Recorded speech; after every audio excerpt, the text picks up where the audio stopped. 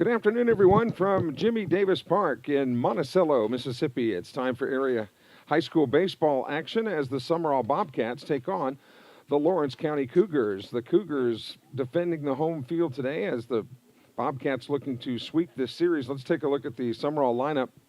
Summerall comes in here with a 12-3 overall record. Leading off for the Bobcats, Barrett Brazil playing center field. He'll be followed by the shortstop, Landon Holloman. Walker Long behind the plate tonight for Summerall, bats third, followed by the designated hitter, Connor Walker. So you've got Walker Long, then Connor Walker. Landon Hawkins bats fifth. He's playing third. Cade Clinton in the sixth spot. He's playing right field tonight for Summerall. And then rounding out the Bobcat batting order, Leo Odom playing first base, Tyson Hicks batting eighth, playing second base, and Malik McNair, the left fielder, batting ninth. Carson Moon will be pitching, and we'll get to the Lawrence County lineup once the Cougars come to bat in the bottom of the inning. Summerall Bobcats on the World Wide Web, sponsored by Diversified Forestry Management, Real South Hunting, American Graphics, Stan Welburn, Watts Brothers Implements, Kids Campus Learning Center, that's Kids Campus, Kids with a K, Campus with a K, Learning Center, the architectural firm of Landry, Lewis, and Germany, Spencer Nixon's Alpha Insurance Agency, Winburn Lawn and Landscaping, Parkwright Striping and Seal Coating, and High and Tight Gentlemen's Club. So Cannon Cato, the Colin commit on the hill, the left-hander against the left-handed hitter. The first pitch today in Monticello, and we're underway with the first pitch outside. This game was originally slated, of course, for later this evening. They tried to get the game moved to yesterday, but couldn't come up with an umpiring crew that was available as Brazil takes strike one. So in order to try to avoid some of these rain showers that are expected a little bit later, they were able to move this game up to 4 o'clock. So limited crowd here today because you got to work, right? 4 o'clock in the afternoon, kind of tough to make. But Brazil ahead in the count here, 2-1, as the Bobcats bat here in the top of the first inning. Breaking ball missed high, 3-1 now. Cato, normally the center fielder, in here to pitch the first inning. There is some wind blowing out toward left field, so that's good news for the right-handed hitters. 3-1 pitch is high and inside, and Brazil is on base with the free pass. And that brings up Landon Holloman, the right-handed hitting shortstop. Karen and Richard Thompson are watching while traveling back from Disney World and visiting son Jeremy. Go Bobcats. You can reach us too on the text line 601-310-7077. Holloman goes to show bunt and then pulls it away as Brazil was off to the races. He's down at second base after the ball got past the catcher, Hunter Turner. So runner at second base, nobody out, and a 1-0 count to Landon Holloman. Holloman has played a lot of different positions in his career at Summerall. There's a strike. He's played outfield. He's played primarily middle infield, second, short. A terrific defender. Lefty versus righty. This matchup with Walker Long, the Summerall catcher, on deck. Cato checks the runner, brings another bender in there for strike two. And now Holloman behind in the count, a ball and 2 strikes. Sunbelt baseball action, Southern Miss and Georgia Southern playing game one of their 3-game series. They're getting started right now at Pete Taylor Park. Everybody moving their games up to try to get it in before the rain tonight. That pitch is high. 2-2 now to Holloman. Georgia Southern and Southern Miss will play a doubleheader tomorrow starting at 1 o'clock, and then the Georgia Southern Eagles will head back to Statesboro in about a 9.5-hour drive. Here's the 2-2 pitch. Breaking ball popped up left side of the infield, being called for and looked at by the shortstop, Javion Sutton. He puts it away for out number 1. So Holloman is out. 1 away. Brazil holds his position at second base. Deanne Courtney has checked in. Glad that Deanne Courtney watching on the webcast today from the 601. Also from the 601, Tessa Morales. She's checking in from Citizens Bank. She's supposed to be working. but admitting that she's watching the game. We won't tell Boss Man, Tessa, but we're glad that you're with us. And here now is Walker Long, the catcher. That's a pitch that got away from Cato. And so Brazil moves down to third base. He's there with one out and a 1-0 count to Walker Long. Rain in the forecast for this weekend, although I really think that it's going to be more problematic on Sunday. There's a drive into the gap in right center field. That ball is down, may get all the way to the wall, into that little notch in the right center field corner. There's a stand-up one-out double for Walker Long. He's there with a double and an RBI, and Sumrall is in the lead 1-0 here early.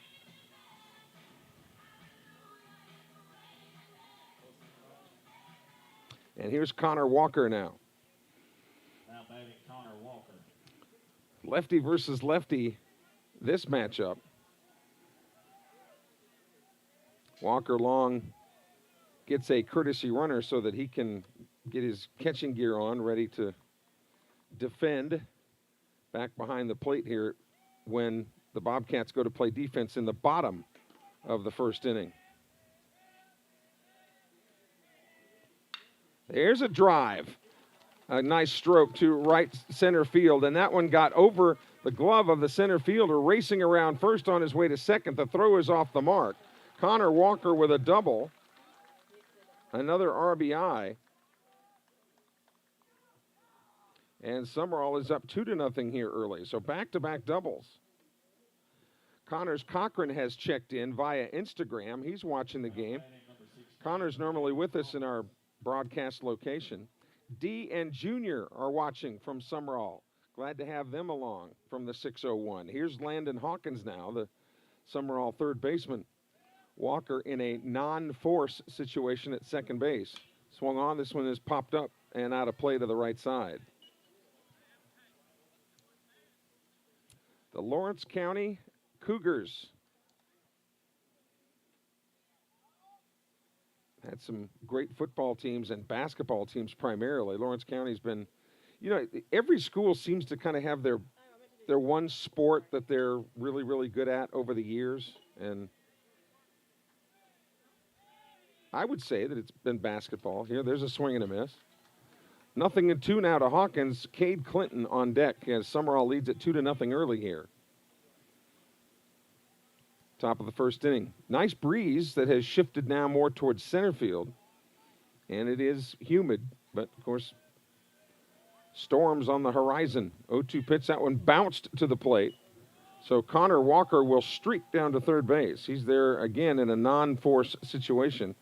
He could tag on a fly ball. Coach Andy Davis's parents and Drew Davis's pawpaw and Mimi are watching in Smith County,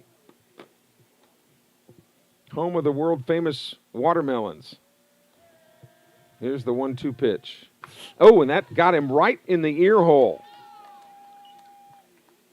Thank goodness for helmets, because Hawkins got it right in the ear.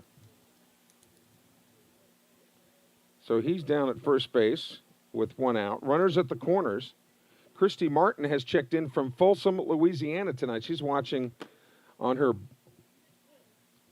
big screen TV from Folsom. Here's Cade Clinton now, hitting sixth in the order. Clinton playing right field. Summerall won 11-1 in game one of this series, looking to get the sweep here today.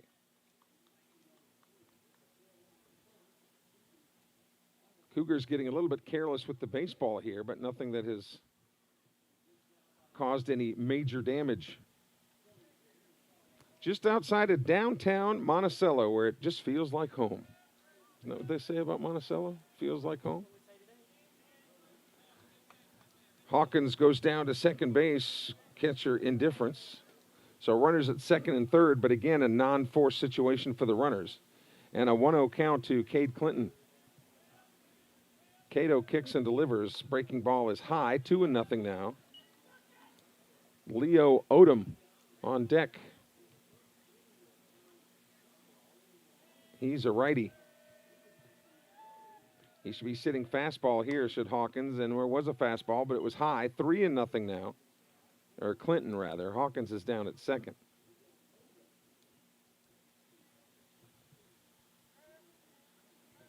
Friday afternoon baseball. That's high, ball 4. A 4-pitch walk to Clinton. So now the base runners are forced. They've got to run on a ground ball, and here's Odom, but we'll have a discussion in the meantime with the Bobcats having the bases loaded. 1 out in the inning. Holloman popped up to shortstop, but that's all the Cougar defense has been able to generate. Odom hitting the 7-hole coming up next. Bobcats with a great series already with Purvis. If you count that Rex Adidas tournament, Purvis got the best of Summerall, although the official games that count for playoffs, the two teams split. They've still got Forest County to play. They've got Poplarville. Who am I missing? Is that everybody? Columbia. Can't forget about Columbia. They've got a good team this year. So nowhere to put Odom. Cato's got to get to work here. The left-hander kicks and brings it. Swung on, popped out of play right side. Odom was sitting on fastball. He got it and just couldn't barrel it up. Plenty of room in right center field. Here's the 0-1. Breaking ball is high. Actually, part of the right field wall, I don't know if you can really see it in detail with our camera, but part of the right field wall is actually part of the school building where it kind of jets out. They paint it black. It looks like it's part of the wall, but there's actually a little notch in there. That's high. 2-1 now. There's no place to put Odom. Bases are full of Bobcats. 2-1 pitch. Swing and a miss. Kind of a half-hearted swing, but a strike nonetheless. Cougars have got Odom defended pretty much up the middle here. Not looking him necessarily to pull or go oppo. Here's the 2-2. Low. 3-2. The catcher for the Cougars there, Hunter Turner's got to be a little bit careful that he doesn't catch that ball until the ball gets to the plate. He almost caught that ball before it even got there. Umpire's got to get a good look at it. Here's the 3-2 pitch. High, ball 4. So that will net another run. Connor Walker will score from third. Everyone else will advance. So the easiest kind of RBI for Odom, the walk. And speaking of walk, here comes another timeout for the Cougars. And there will be a pitching change in the offing already here in the top of the first inning. Cougars going to the bullpen early. We'll report back to you as we get the table set and let you know what's going on. Right now, the Bobcats lead it 3-0 with the bases loaded and 1 out here in the first inning. More in a moment. This is the home of Summerall Bobcat Baseball, the Summerall Athletics YouTube channel.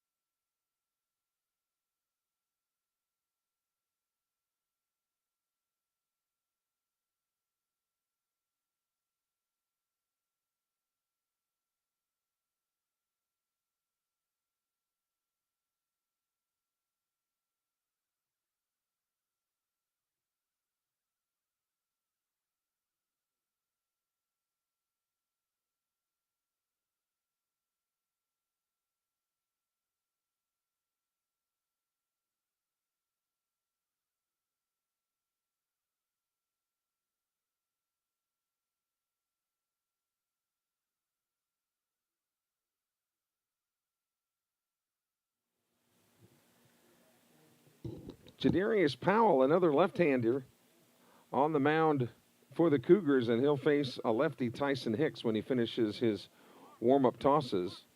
So Cato will go back out to center field, which is his best position, and where Colin will most likely use him when he heads over to play for the Wolfpack in a year or so. So here's Hicks now with the bases loaded. Hawkins at third, Clinton at second, Odom at first.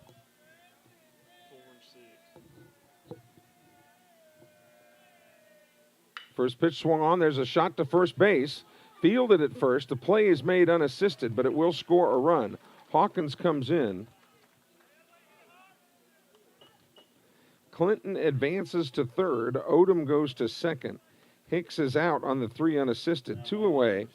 And here's Malik McNair, the left fielder, and this will be the 9th hitter of the inning for Sumrall. So runners will be moving on contact now. Lefty versus righty this matchup. The bender's outside, ball 1.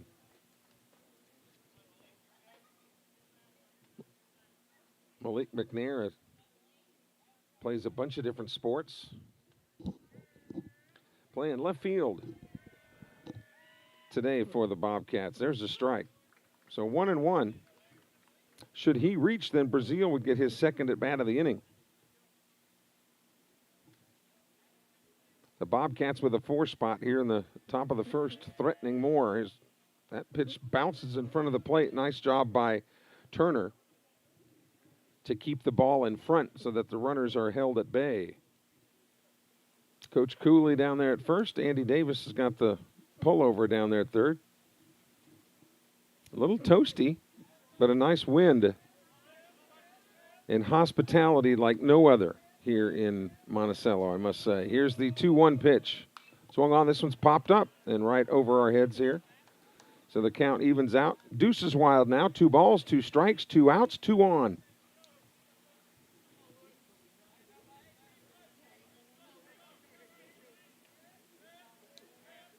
Playing McNair to pull just ever so slightly. Here's the 2-2 pitch. Boy, that just missed low.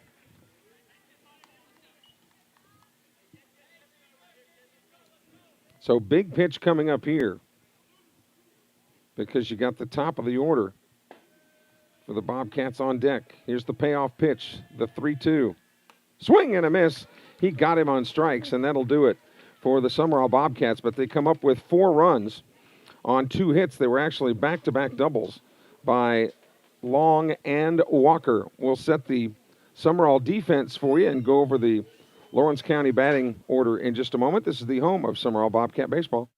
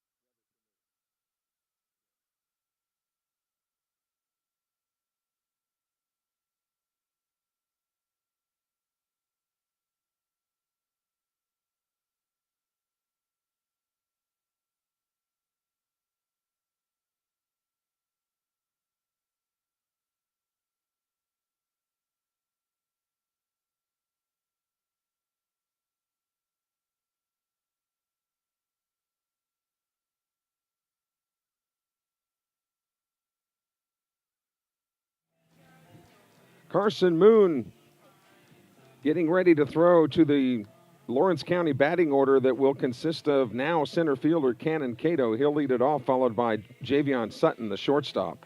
Caleb Dunaway, the right fielder, is batting third. He'll be followed by the catcher, Hunter Turner, in the cleanup spot. Josh Sandifer, the first baseman, bats fifth. He'll be followed by the left fielder, Caden Case.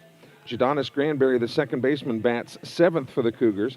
And their batting order is completed with Gray Boyd, the center fielder, and Walt Smith at third base. So for Lawrence County, it's Cato,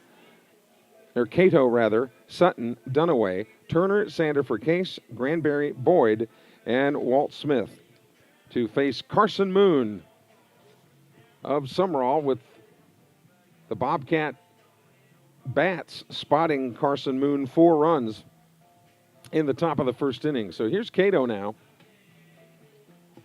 Righty versus righty. You can see the clouds becoming a little more ominous on the horizon, but we don't think that it's going to be actually righty versus lefty this matchup. We don't anticipate the rain, though, causing any problems here.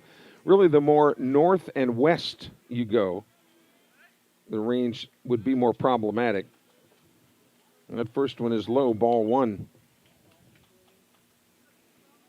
Cannon spelled with a K, Cato with a C. 1-0 pitch to him, swung on and missed. The Summerall defense has Hawkins. He's playing at the elbow at third. Landon Holloman at short. Tyson Hicks at second. And Leo Odom over there at first base. Here's the 1-1. Breaking ball, tapped right out to the mound. Fielded cleanly. Quick throw to first, and there's one away. So Cato is out on the 1-3 put out. One away, and that'll be Javion Sutton's turn. The outfield for Summerall has McNair in left, Brazil in center, Clinton in right. And now the wind has shifted, blowing more out toward right field. Carson Moon to work quickly, and the first pitch is outside, ball 1. Sumrall and Peddle tomorrow. Boy, that ought to be a battle. Of course, the Bobcats will look to avenge an earlier season loss to the Panthers. JV at 4 o'clock at Peddle. Varsity scheduled for 6, and of course, all of that weather permitting. Breaking ball checked his swing and held it up. Even on the appeal, they said he was good. Javion Sutton ahead in the count here, 2-1.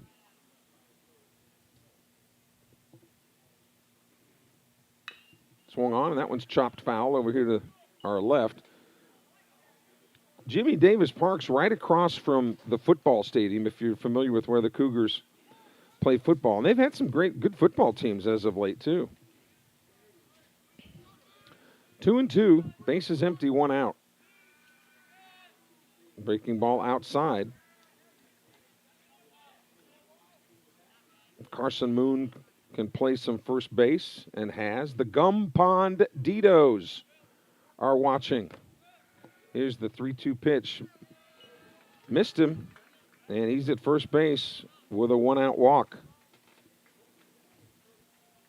That always sounds like some type of recipe, doesn't it? Come on over tonight. Mamaw's going to make some Gum Pond Ditos. Here's Caleb Dunaway, the right fielder now. Bobcats looking for a crisply hit ground ball here. Moon checks the runner and comes to the plate, swing and a miss. To Dunaway, the right fielder. Dunaway, a senior on this Lawrence County team. Inside. And the Bobcat defense has him played fairly straight away. Clinton shading the line a little bit in right field.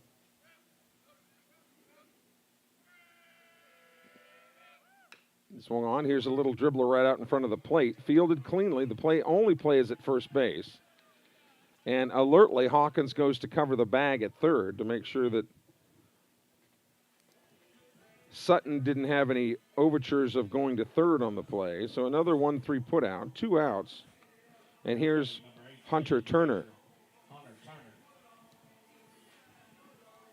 So Sutton will be moving on any kind of contact at second base. First pitch is low, ball 1. Oh, now a quick throw back to second. I think Walker Long kind of decided at the last second to throw down to second because it was a throw so badly off the mark to the pitcher, you think maybe he decided late to go down there. Here's the drive to left field. That ball is well hit. McNair going back. That ball is gone. Hunter Turner with a 2-run blast has half the lead. It is 4-2 after that shot over the left field wall.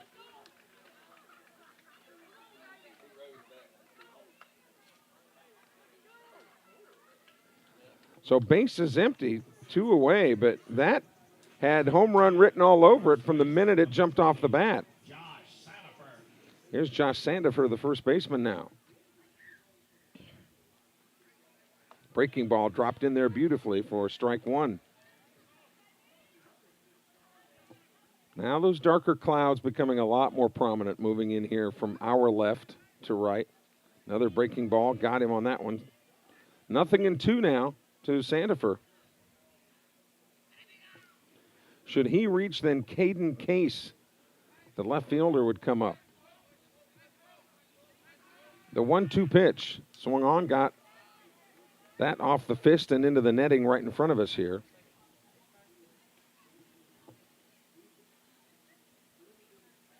A lot of other teams, you probably heard, did get their games in last night, but I think we're going to be okay here. There are lights here at Lawrence County. That wasn't the issue ever. It was just the rain. Here's the 1-2. Breaking ball high, 2-2. He missed. A 2-run homer by Hunter Turner. Here's a high bounder to third. Hawkins makes quick work of Sandifer, but the Cougars do come up with 2 runs on 1 hit. Nobody left on base. We've completed 1 here in Monticello's this afternoon. It's Sumrall 4, Lawrence County 2. Back with more in a moment. This is the home of Summerall Bobcat baseball.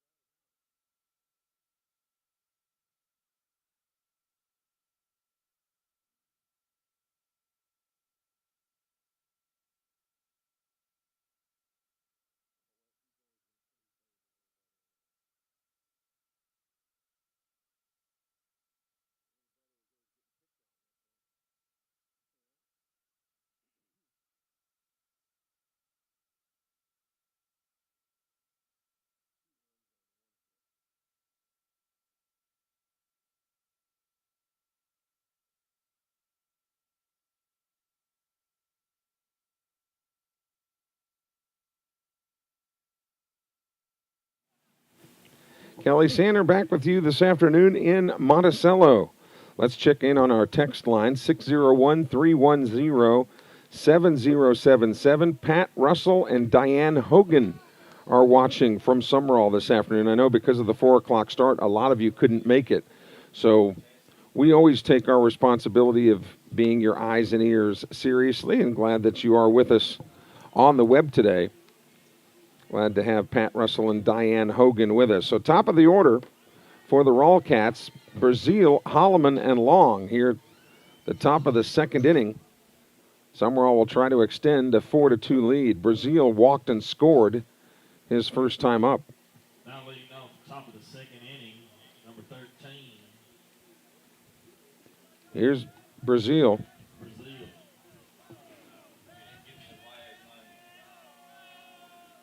First pitch is in there for strike 1 to Barrett Brazil. Wearing that jersey number 13. Not very many, we've talked about this before, not many athletes will wear the jersey number 13 for superstitious reasons, but it certainly has served him well. That's outside and low, 1-1. Landon Holloman on deck as Summerall bats here in the top of the 2nd. Jadarius Powell, the 2nd pitcher for Lawrence County. That one bounces to the backstop. You want that leadoff hitter, not just the number 1 guy in the order, but the number 1 guy each inning to get on base somehow to set the table. Swing and a miss, and the count goes full now.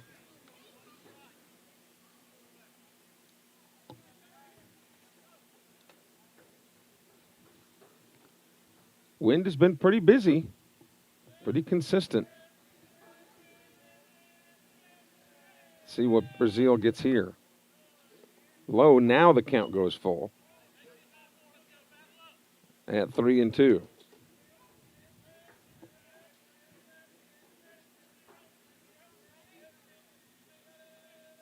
Payoff pitch coming.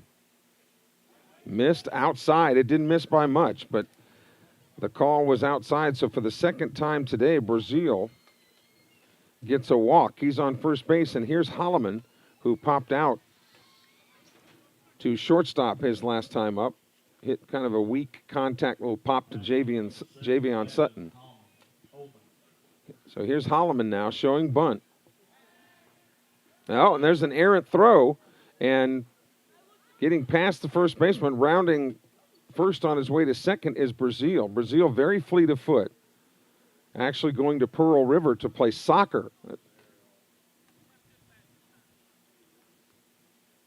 So probably an E1.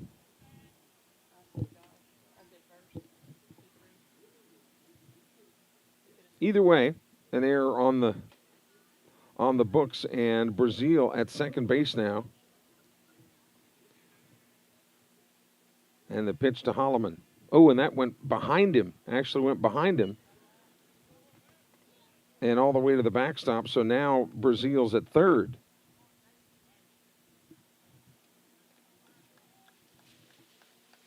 Coaches will always say, hey, lean into that one. But in that case, he would have had to have leaned backwards. It actually went behind him. So Brazil could tag up on a fly. Here's the 1-0. Outside, 2-0 now. To Landon Holloman with Walker Long on deck. Long has an RBI double to his credit. We talked about Walker Long's dad, Casey, had a playing career at Mississippi State in baseball. Here's the 2-0. Outside, 3-0. Brazil holds his position. So Holloman will be on the take, no doubt, with a 3-0 count.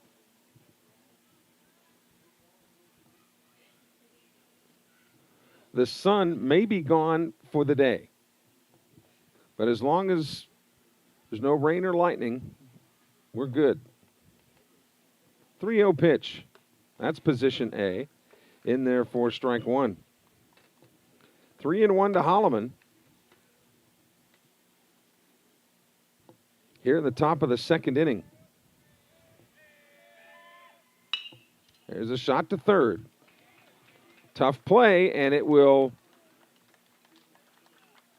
result in a runner at first. I think that's got to be an E5. So runners at the corners, and here's Walker Long. Now batting number 34, Walker Long.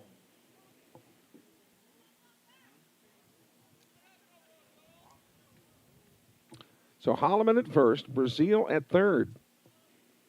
Double play situation here for the Cougars. Walker Long hit a nice gapper to right center field his first time up. That actually scored Brazil, who was at second at the time. Actually, Long hit it right into that little notch that we were talking about out there where the building serves as part of the right field fence. And defensive indifference as Holloman races down to second. So now the double play ground ball is off the table, but you've got a 2-0 count to Long. Nibbles the corner for a strike there. 2-1 to Walker Long with Connor Walker on deck. Game 2 of the district series between these two teams. Swung on, there's a drive. This one's into the left center field gap. Cato comes around to field it beautifully, but both runs will score. Walker Long tries to get to second base. He does. Both runs are in. And Walker Long is on fire. 2 RBIs.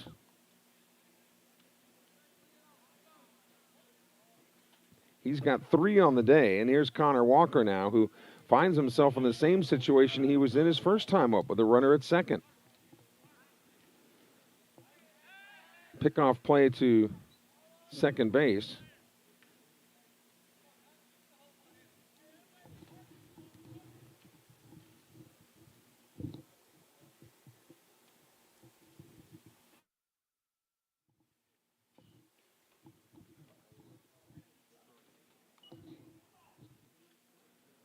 Is that Pittman at second base? So Pittman, the courtesy runner at second. A 1-0 count here to Connor Walker. Way outside, 2-0 now. Landon Hawkins on deck here.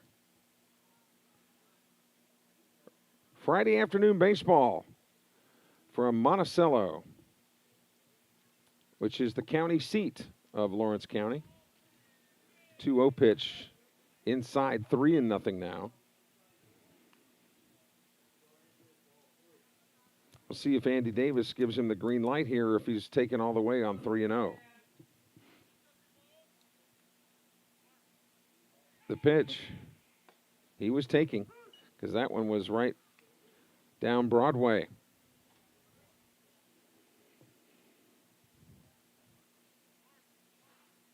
Connor Walker can play some first base. This is popped up left side. I'm not sure that it will get out of play. The Cougars over to try to make a play and do so. Beautiful play at third, tagging and moving to third because nobody covered the bag. Was Pittman, but a good play by Walt Smith over there at third base to make that catch. So Walker is out on the pop-up. Now batting number 16, Landon Hawkins. That's the first out of the inning for Sumrall, and here's Hawkins now with a runner at third. Sandifer in at the corner at first base. That first pitch is outside. So any sharply hit ground ball he might bring to the plate, but now he's retreating back behind the bag.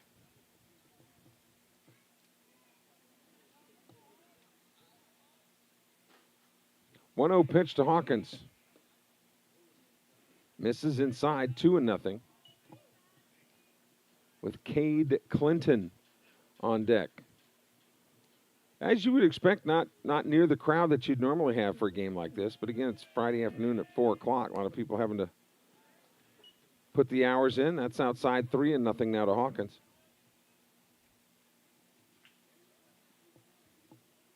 Easter coming up in a couple of weekends.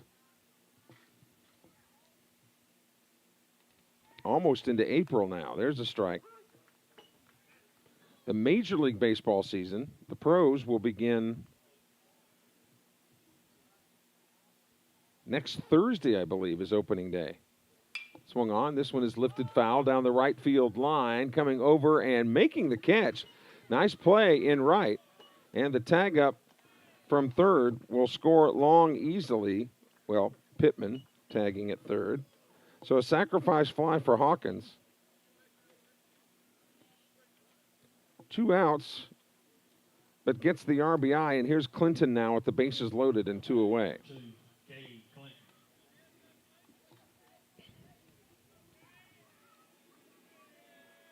First pitch to him is a breaking ball outside. Cato started on the hill for Lawrence County. Now he's out there patrolling center field. Breaking ball drops in there nicely, 1-1. To Clinton with 2 outs. Leo Odom getting a bird's eye view on deck. He would come to bat if Clinton can find his way on. Inside, 2-1. Petal and Sumrall tomorrow. JV at 4, varsity at 6. Weather permitting, that'll be over in the Friendly City. Here's the 2-1. Swing and a miss.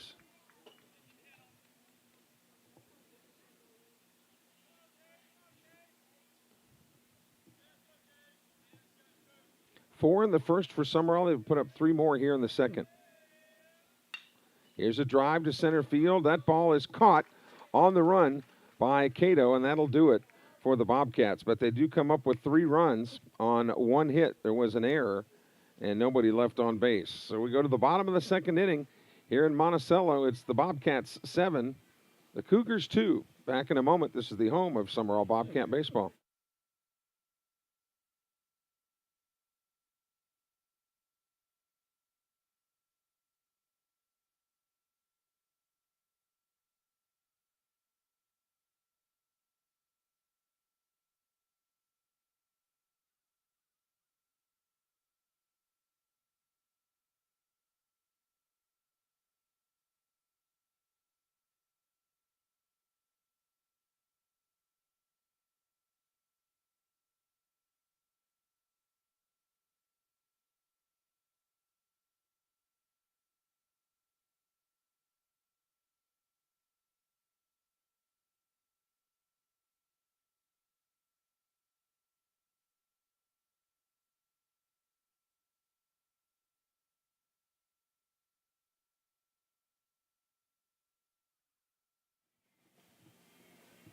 On our text line, 601-310-7077, Miss Shirley.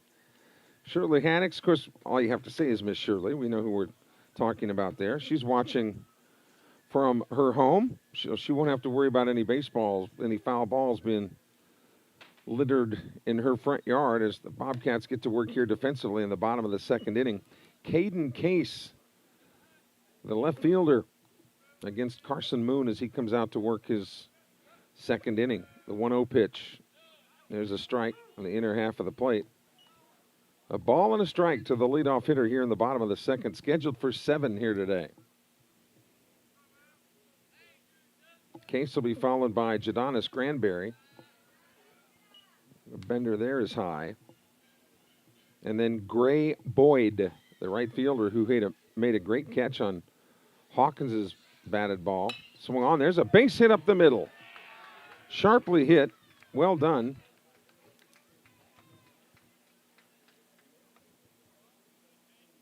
Case on the bases. Or Case on the base. And here's Jadonis Granberry now. Granberry, the second baseman.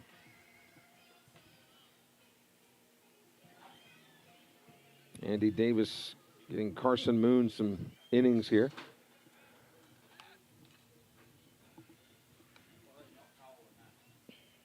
Now batting number 9, Jadonis Granberry. Moon comes set. Look out, we may have a problem here. And the runner is out at first base. Case got a little bit too far off the bag and was kind of hung up there between first and second. So it was kind of catcher roulette as to which way he went. Threw behind the runner.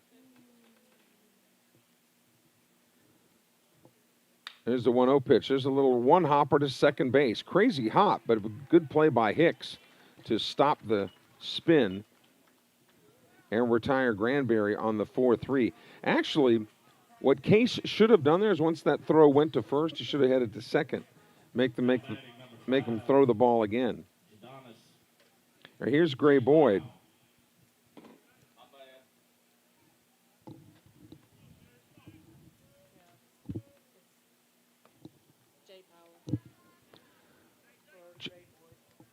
Jay Powell.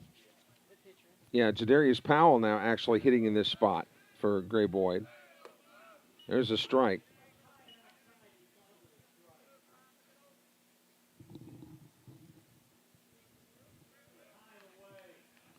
So the 1-1 pitch, that's low. 2-1 now to Powell. Base is empty, 2 outs. Raymond and Truvy McRaney are grillin' and chillin'. They're watching from Lincoln Road in the Berg.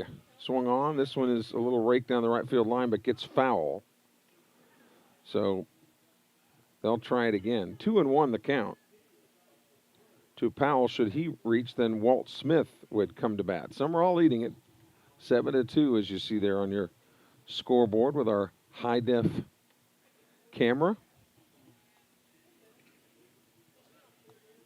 No more sun, nothing but a heavy blanket of clouds.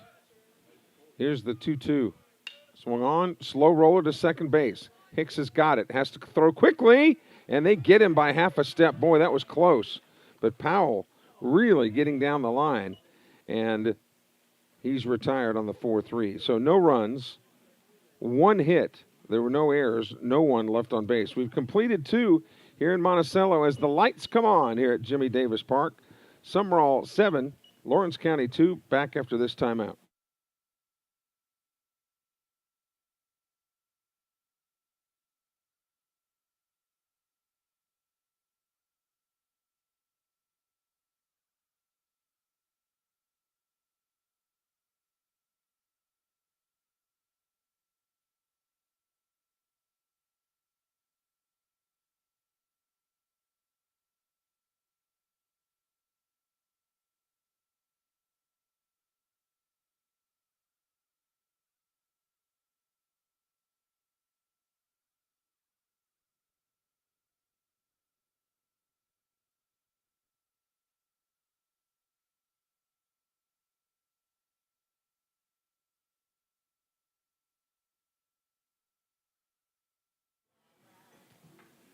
So Jadarius Powell comes out to work another inning, and he will face the bottom three in the Summerall order: Odom, Hicks, and McNair. Righty, lefty, righty. Here in the top of the third inning. Working with the Monticello crew here. Have we checked the radar lately? Are we good? Everything's... We're good? It says 24 minutes. 24 minutes away from rain, we are told.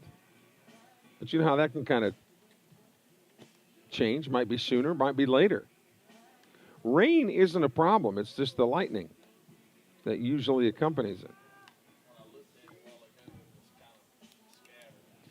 Kind of intermittent and scattered and light, but you can put a man on the moon, but we can't control the weather, right? So here we go. Odom walked his first at bat, but by walking, he actually generated an RBI because the bases were juiced at the time. Summerall batting in the top of the third. The Wildcats. Number 4, Landon Odom. So lefty versus righty here. Breaking ball to Odom is low. Tyson Hicks on deck, the second baseman. Hicks, a right-handed thrower, but a left-handed hitter. 1-0 pitch is outside, 2-0. Of course, when was the last time in the big leagues that you ever even heard of a left-handed shortstop or second baseman? Here's the 2-0 pitch. That's there.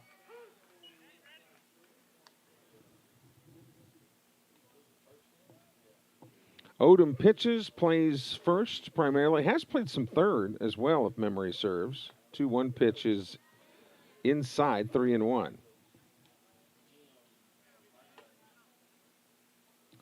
Sumrall has scored in every frame so far. 4 in the first, 3 in the second. That one's put into the screen.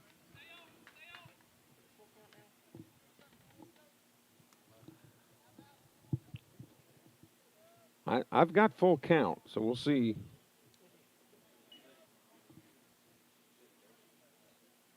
Breaking ball swung on, grounded to third. Nice backhand, picks up, throws across the diamond. Nice play at third base. Walt Smith flashing some leather and retiring Odom on the 5-3. Really nice play. Smith had a really good catch in foul territory earlier. Walt Smith, pretty good little player over there. Here's Tyson Hicks, a freshman, which we all know is at the bottom of the human food chain, right? Freshman. So the way you get out of that is be a good player. Hicks grounded out to first base his first time up. Breaking ball, nice one. And that drops in there. 1-1.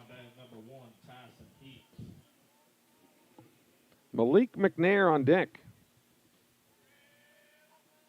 Too high. 2-1 now. Summerall came in here with a 12-3 record. 2 of the 3 losses came to Purvis, 1 to Petal, but that's been it. 2-1 pitch, low, 3-1.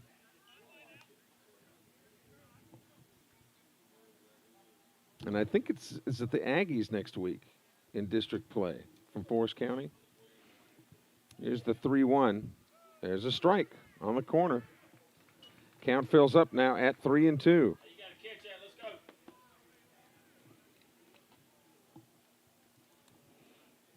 Summerall looking for a base runner with the bases empty and 1 away, and that's ball 4. It actually hit Hicks. So here is McNair. McNair struck out the first time. You've got a left-handed pitcher. A bunt might be in the offing here. Let's see if Andy Davis tries Now back number 6. the bunt with McNair. Runner going, and this is a pop-up to the right side of the infield. This could be problems. It's caught, and having to retreat is Hicks. So McNair on the pop-out. That's the second out of the inning.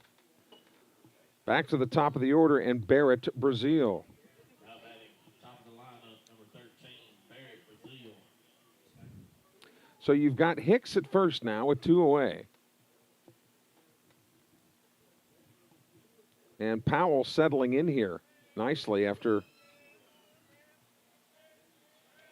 relieving Cannon Cato earlier in this contest. That pitch is outside. Ball 1. Throw behind the runner, and it's a bad throw. And going over to second base is Hicks. He's in scoring position now. Brody Courtney's sister. Brody. Hi. Your sister is watching the game tonight. Let's go Bobcats. What's your sister's name? Well, I've got 2. You got 2? Which one? Well, which one? We'll say hey to both of them. What are their names? Jean Elizabeth and Caitlin. Jean Elizabeth and Caitlin, right? Yeah, we don't know which one. That's down and away to Brazil, 2-0 now. Brazil has already walked twice and is ahead in the count here, 2-0.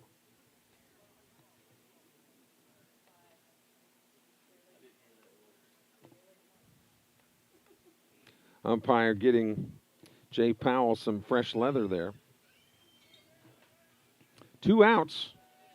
Hicks at second. He'll be going on any kind of contact.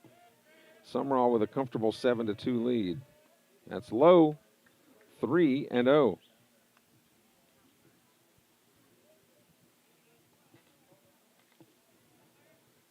And now Turner wants to go out and have a word. Turner's home run missile has been the only offensive output for the Cougars. In 3-0 to Brazil. There's a strike on the inside corner. Boy, you see a lot of that this year. Players thinking they're, and you're just giving the umpire an excuse to call it a strike, even if it wasn't. Here's the 3-1. That's ball 4. So for the third straight time, Brazil is on via the walk. Runners on first and second, and here's Landon Holloman. Now batting number 7, Landon Holloman. Holloman has popped to the shortstop and has reached on an error. First pitch, there's a lazy fly ball to center field. Cato is there and makes the catch on the run, and that'll do it. The Bobcats strand a couple that don't put any across. We go to the bottom of the third inning here in Monticello. It's Summerall 7, Lawrence County 2. Back in a moment. This is the home of Summerall Bobcat baseball.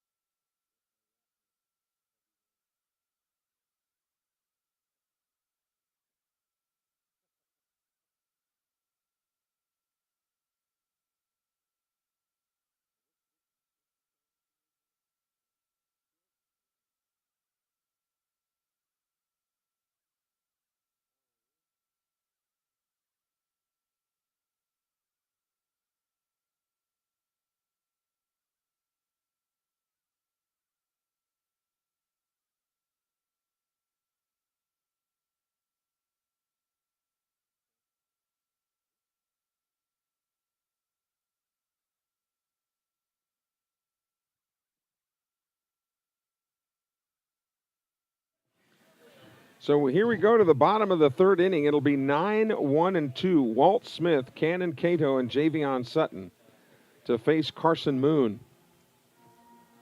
Now batting third baseman, number 11, Walter Earl Smith. Here's Walt Smith, righty versus righty. First pitch from Carson Moon, slapped right back toward the middle. Holloman's got it and then cannot come up with it. Boy, that is uncharacteristic of Landon Holloman. Rarely will you ever see him mishandle a ground ball like that.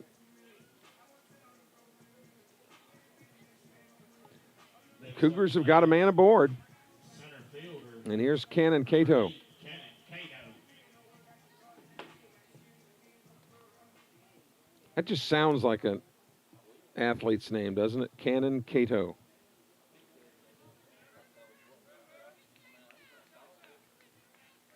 So they'll have to hold Smith on, and there's a strike on the outer part of the plate from Carson Moon. Cannon Cato. Cato, the sidekick of the Green Hornet, right? Wasn't that his name? Nobody in the press box is anywhere near my age. So when I'm asking, yeah, but it's good that no, I'm saying it's good that you knew that. You're not near my age, but you knew it.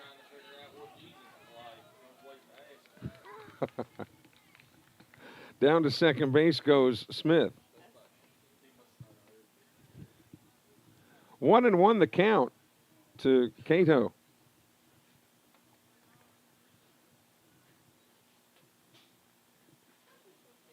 Now he wants to switch bats, which certainly nothing against that.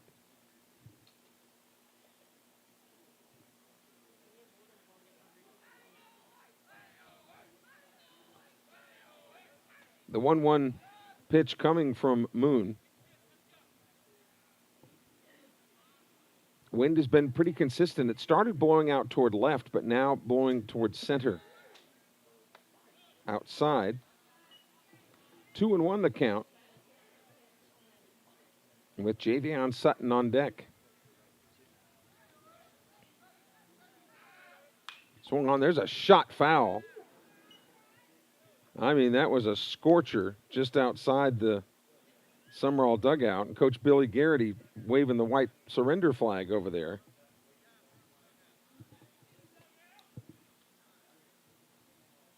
So 2-2 to Sutton. He walked and scored on the Hunter Turner home run. Cato still, I'm sorry. Cato still up. Thank you. Swing and a miss. Moon got him on strikes. One away. Now Sutton. Now batting number 1, shortstop, Noodle Sutton.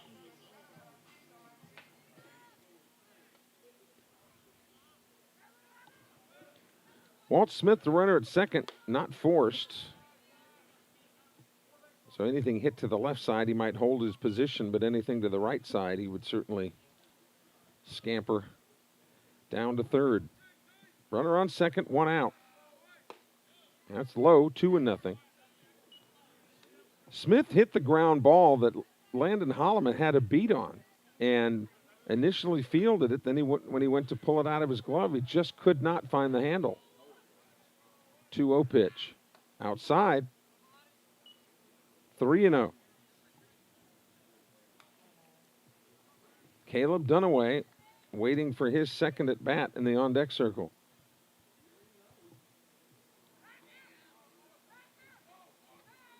See if he can work himself back into the count. He does not. That is a 4-pitch walk to Sutton. And here's Caleb Dunaway. He grounded the pitcher his first time up. Right fielder, number 3, Caleb Dunaway. Sumrall would love to see another ground ball here. Showing bunt, and that ball gets away from Walker Long. So Smith will advance to third. Sutton down to second, so even if they were going to bunt, don't have to now. The runners are in scoring position with 1 out. And now Moon will go back from the full windup. Here's the 1-0. That's there.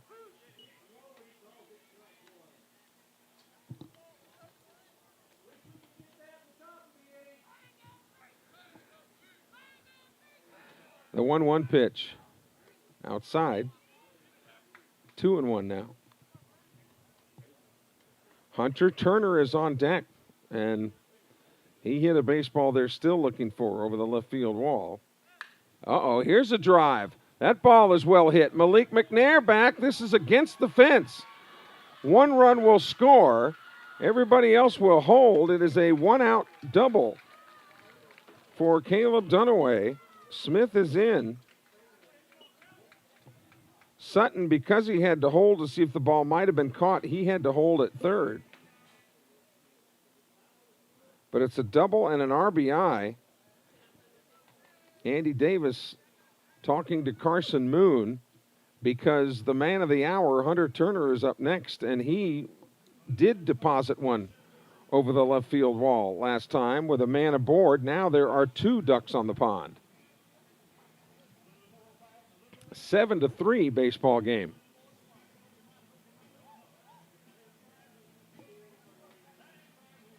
So Andy Davis will leave his starter in there and challenge him to attack Turner here with runners on second and third.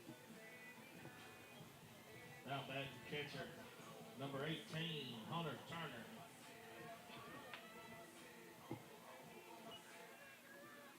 So we'll see what Moon has for Turner. High, ball one.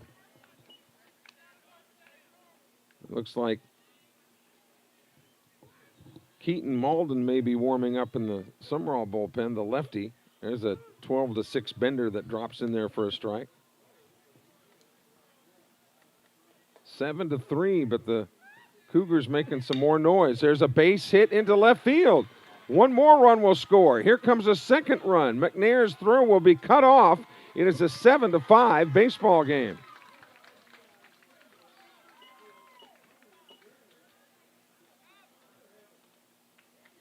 Man, have a day, Hunter Turner. 4 RBIs. Now batting, And here's Sandifer. first baseman, Josh Sanford. Sandifer grounded to third his first time up. The Cougars scored 2 in the first, 3 more here in the third. Swing and a miss.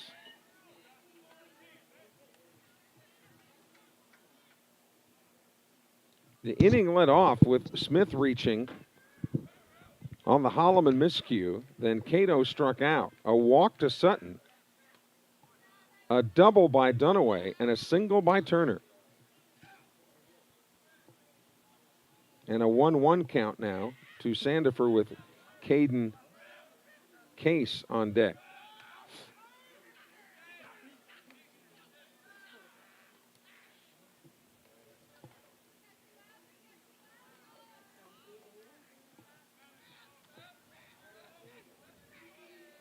The 1-1. Breaking ball, lifted foul out of play. This one might do some car damage over to the right. Moon ahead of Sandifer, 1-2. 1 out here in the bottom of the third. That's low, 2-2. Walker Long keeps looking down there at first base where Leo Odom is, and I can't help but think that they might be talking to each other telepathically like, hey, I'm going to throw it down there if this guy keeps getting a big lead. Swung on, foul at the plate.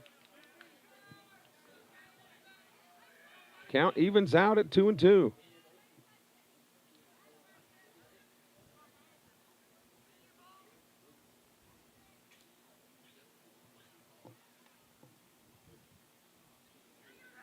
On the line score in the innings, 4-3-0 on the runs in the innings. That's outside. There's that throw to first. And the runner back in time. They've already been rung up once down there. Now the count is full with 1 out. Do they start the runner here?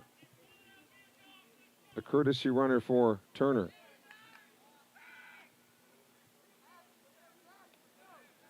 It is a 3-2 count, but there's 1 out. And usual wisdom when you're behind is not to start the runner. But it's not necessarily a concrete rule. Runner not going, swing and a miss, and that's why. That's why you don't start the runner. Because if you do, then you strike out and potentially throw the runner out at second. 2 away now. Left fielder, number 27, Case. So here's Caden Case now, trying to plead his case. He's singled his first time up.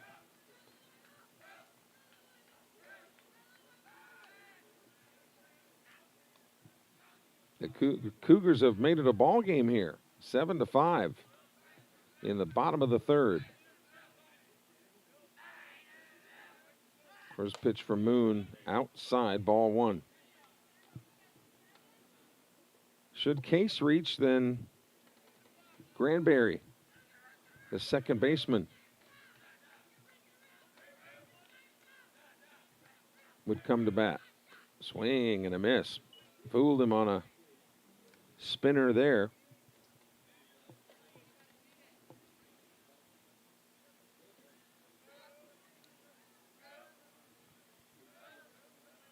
Again, a throw over to first base.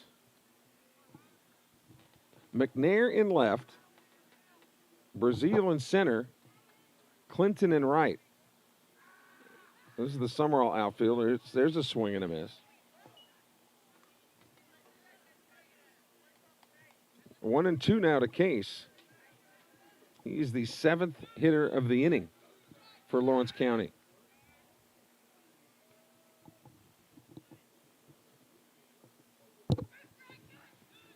Getting some miles on the tires of the runner at first base.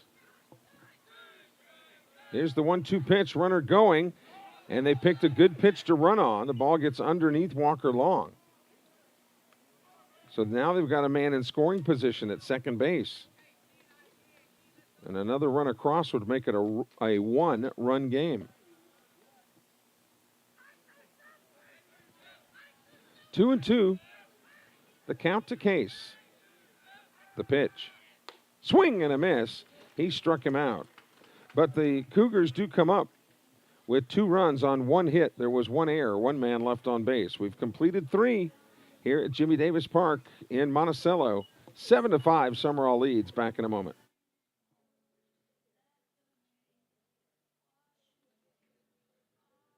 Three runs on a hit.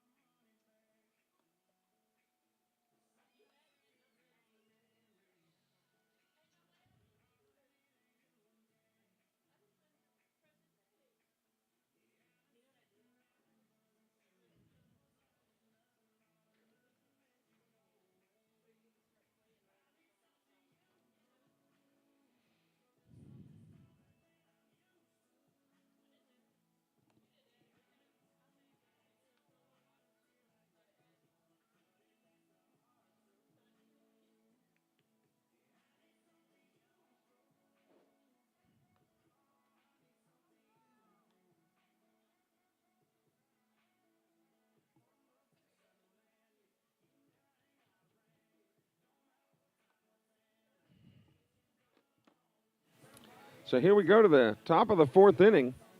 Walker Long, Connor Walker, and Landon Hawkins, the scheduled hitters, against Jay Powell. Jay Powell's a great name to have if you're a pitcher. Some major leaguers named Jay Powell. So let's see what Walker Long has been up to.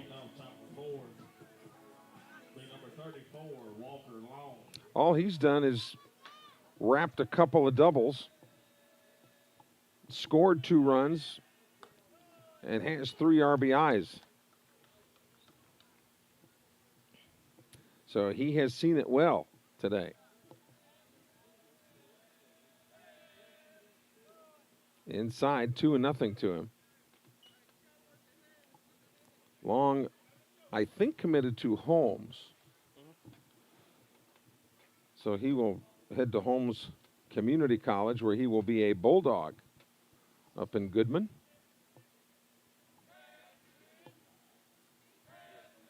Two and 0 the count to him.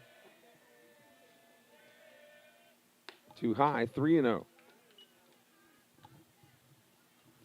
Been nobody in the Lawrence County pen.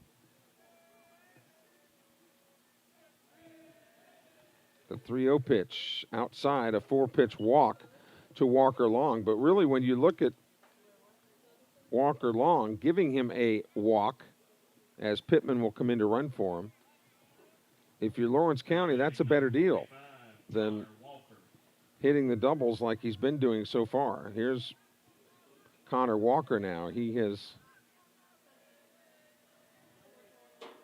doubled with an RBI and popped to third, so he is 1 for 2. He's the one that Walt Smith made the really good play on over in foul territory. Oh, and there we see some lightning. Yep. And teams have been called to their dugouts. We have got lightning, and we are in officially a lightning delay here in Monticello. 7-5, Bobcats lead it. They're batting in the top of the 4th inning with a runner on first base. You'll just have to monitor the feed. But as of now, we are in a lightning delay here in Monticello. This is the home of Summerall Bobcat baseball.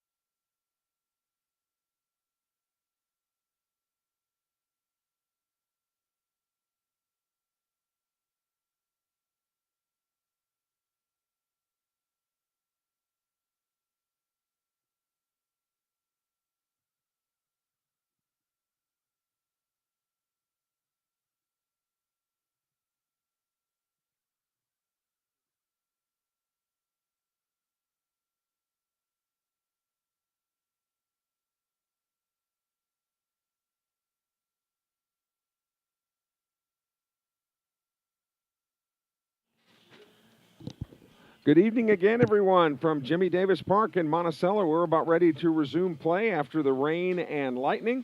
Good job by the Monticello kids getting the diamond dry out there and manicuring the mound so that we can resume play. We don't think the weather is going to be problematic the rest of the way, but of course it depends on how long it takes to complete. When we went into delay, the Bobcats were batting in the top of the fourth inning. Walker Long led off with a walk.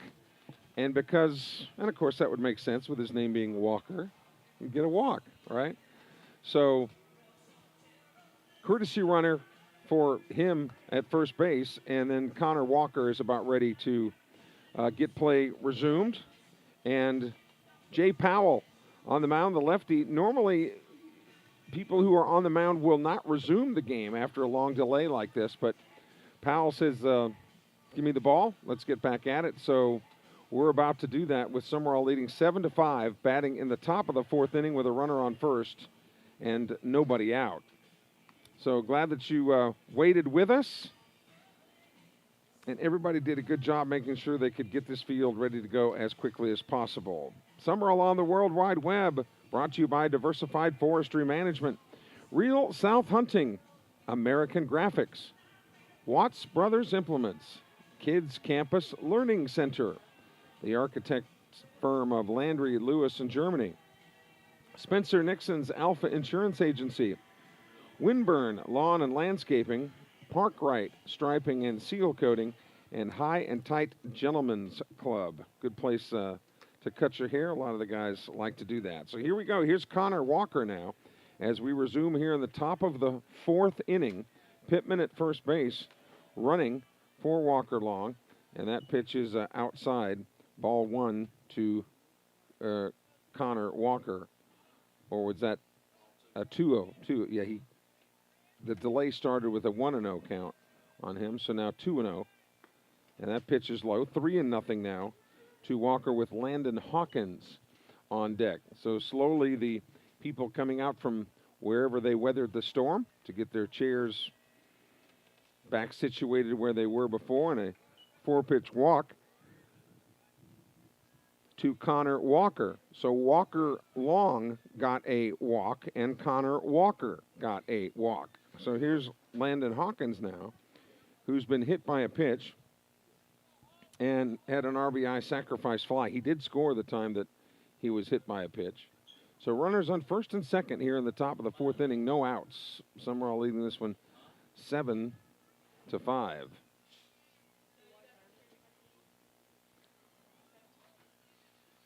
Lefty versus righty. Both pitchers for Lawrence County that have been used tonight left-handed. It's unusual that high schools have that many lefties, and two of the standouts for Lawrence County, both left-handed. Hawkins hitting fifth in the order. Cade Clinton on deck, swing and a miss. So 0-2. Runners in four situations here. The 0-2 lifted foul to the right into the netting. Yeah, the field looks like in great shape now. Once the heavy rain kind of let up, we figured the prognosis was good about getting this one in. Missed there, 1 and 2, tried to get Hawkins to go up the ladder. Got some youngsters out in the perch in left field out there. I'm guessing the band director uses that when they practice. Getting back to the bag, Pittman looks like he got plunked as they were trying to pick off play there. Yeah, now the trick is going to be just keeping the baseballs clean, with not a lot of red clay or mud on them here. 1 and 2 to Hawkins.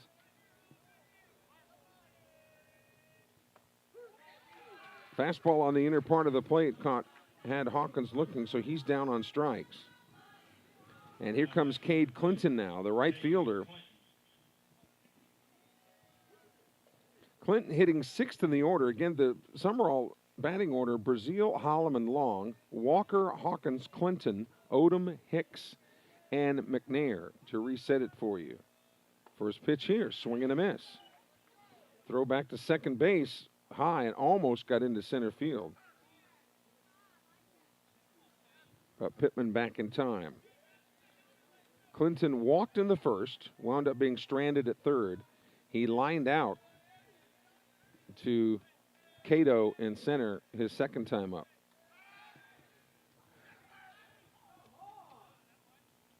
Close at second base. Pittman almost rung up there. Now it kind of looks like the flag now in left field hanging by a thread out there.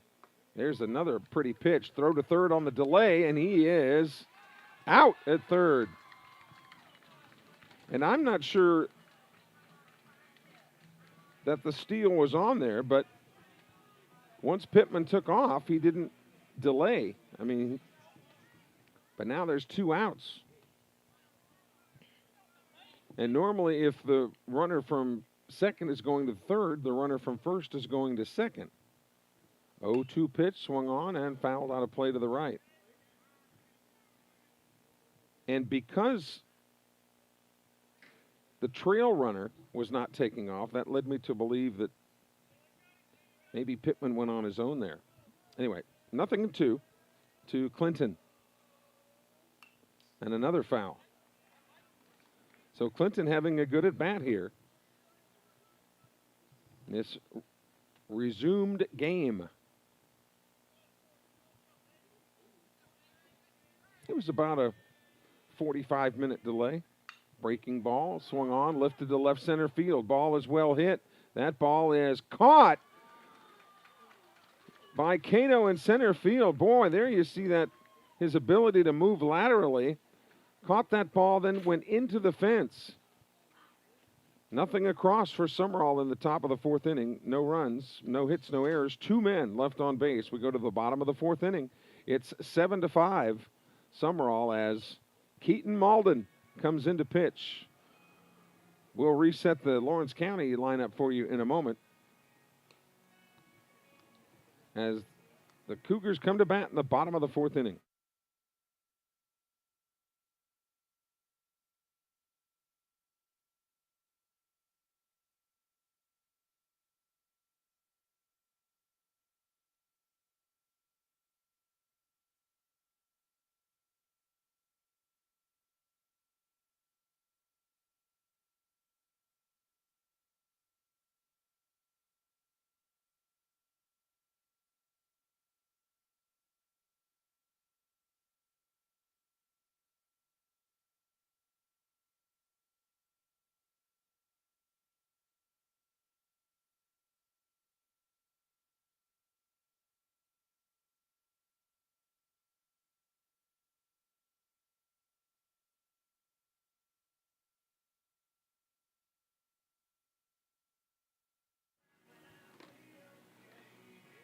So it is Keaton Malden, and he will face hitters 7, 8, and 9. Granberry, Powell, and Smith in the bottom of the 4th inning. Summerall protecting a 7-5 lead.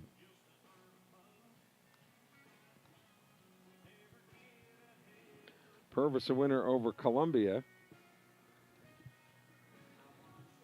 in district play. So Granberry to lead it off. He grounded out to second base his first time up. But now they get to see the lefty. Number 9, Adonis Granberry.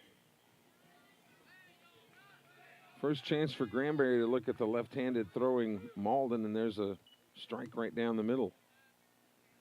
Again, both of the Lawrence County pitchers offered tonight, both left-handed. Swing and a miss. The one thing about Keaton Malden is he is always really close to the strike zone. Even when he misses, he is not far off. Swing and a miss. Got him to go outside and go fishing. Came up empty. So 1 out. Here's Powell. Powell grounded out to second. Tyson Hicks has been busy. Number 5, pitcher even though this game kind of broken up into segments. Lefty versus lefty here. Swung on, and there's a slap base hit into right field. So Powell with a one-out single.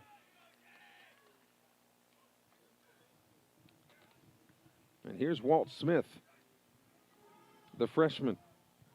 Now batting third baseman, number 11, Walter Earl Smith. Well, he must be in trouble if we use his whole name.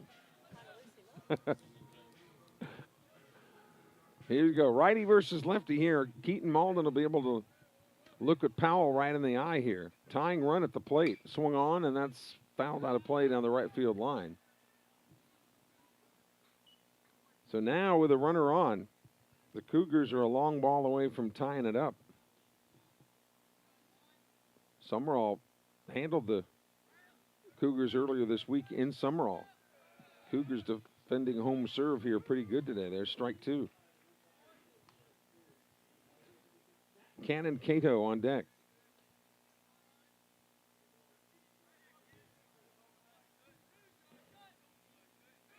Checks the runner and comes home. Swung on that to the left of Hicks. Good play.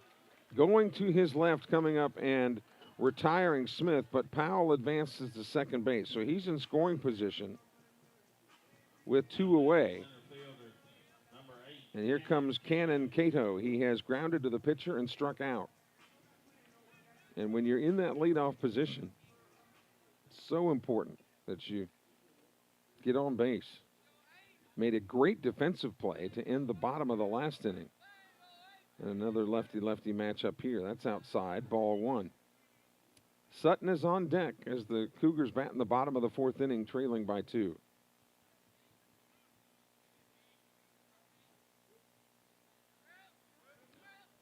Malden working quickly. Outside, 2-0. Now Cato can sit on fastball here, because the pitcher doesn't want to throw anything that would make it 3-0, so you throw your best pitch, but that's low. 3-0.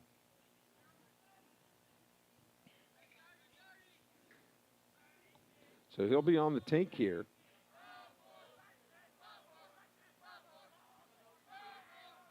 And it's a 4-pitch walk.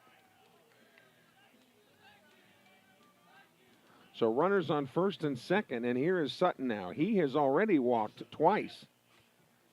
Now, both of those were against. Those were both against Moon. This is his first view of Malden.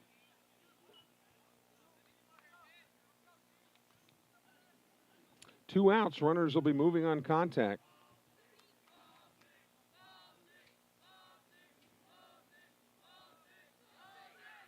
Swung on and popped it up, but fouled out of play.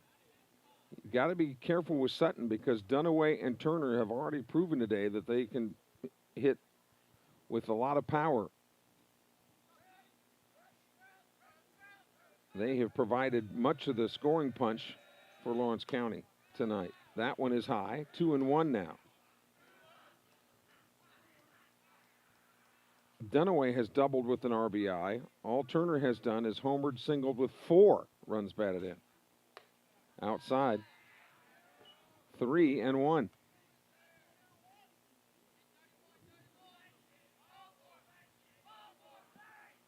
I would think he'd be taken unless it's right there to drive it, and he was. So now the carousel can begin. As soon as Malden commits to the plate, the runners can take off. So he goes for the pickoff, but Malden knowing exactly the same thing, that they will be off. Tried the pickoff. And there the runners go. Swung on to short. No play at second, so they go on to first, and Holloman rings him up. No runs, 1 hit, 2 men left on base for Lawrence County. We've completed 4 here in Monticello. It's 7-5 Bobcats on the home of Summerall Bobcat baseball.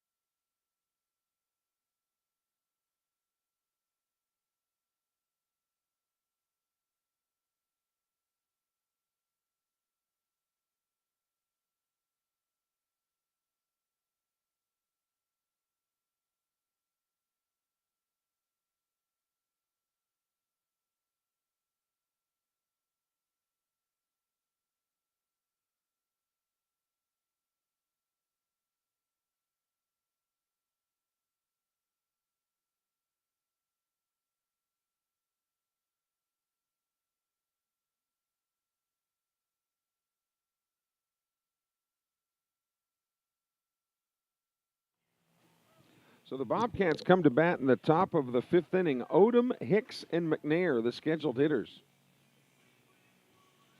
trying to extend a 7-5 lead.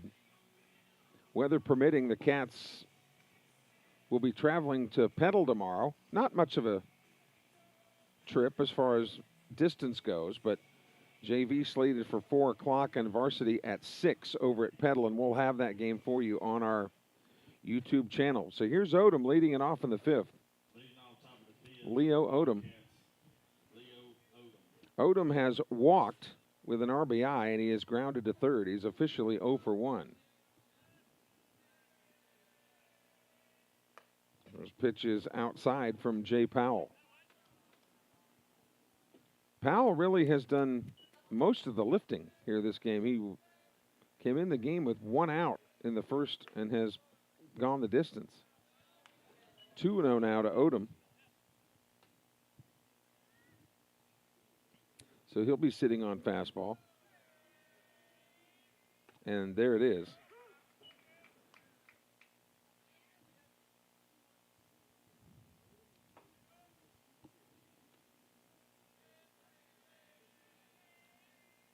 Swung on, and that one is slapped wide of third, so the count evens out at 2-2. Don't forget to keep our text number handy, 601-310-7077. It's always good to hear from you, see where you're watching from, who you're cheering for, if there's a particular player that you're behind. The 2-2 pitch, too high, 3-2.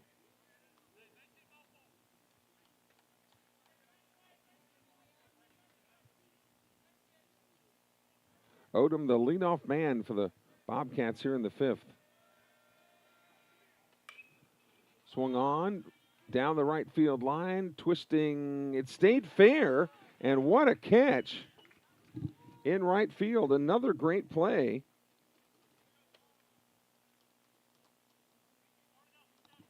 One away. Now batting number 1, Tyson Heath. Caleb Dunaway, and he is a senior on this team. One of the few seniors, actually.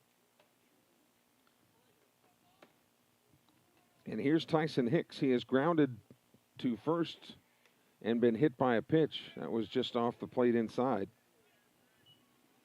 JV for the Petal game scheduled for 4 tomorrow. Varsity scheduled for 6 o'clock tomorrow in Petal. And that, of course, is all weather permitting. And that hit him.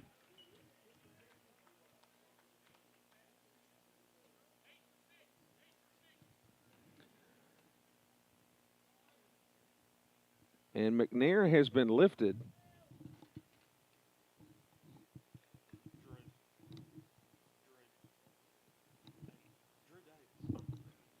Drew Davis hitting here now. Coach Andy Davis's son, of course. There's a good pitch right down the middle. Davis, an 8th grader. So McNair out of the lineup right now. 1 out here in the top of the 5th inning. Swing and a miss. 0-2. Powell looks really comfortable out there. Done a great job keeping the Bobcats close here. The 0-2 pitch.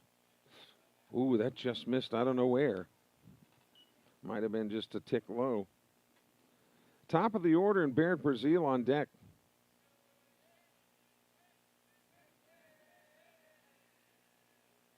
The 1-2 pitch. Foul ball. Off to the right.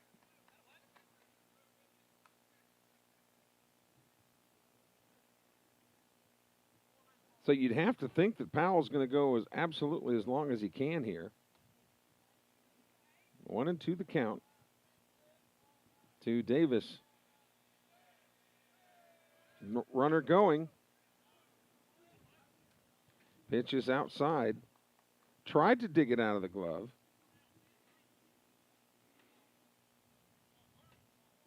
And by the time you get the ball, you don't want to then hurry the throw and potentially make a bad throw and let the runner go to third. Here's the 2-2. Swung on this, a high pop-up to the infield. Gloved there by Walt Smith. So Davis is out. 2 away. Top of the order, and here's Barrett Brazil, who has walked. 13, Barrett Brazil. He walked in the first, he walked in the second, he walked in the third. So here he is in the fifth with a man in scoring position, 2 outs. Outside, ball 1.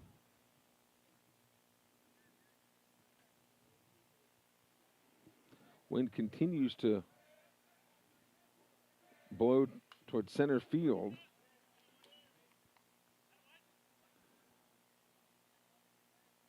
Now it's not that Old Glory over there is down. It's just kind of twisted on itself out there.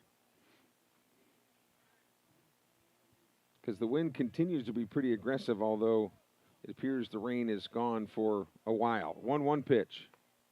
High and away. 2-1 should Brazil reach, then Holloman would come up.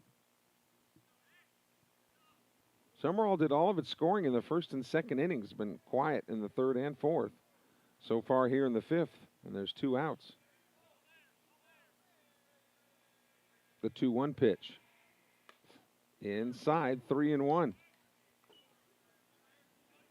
Jay Powell a little disgusted there. I think he wanted that pitch.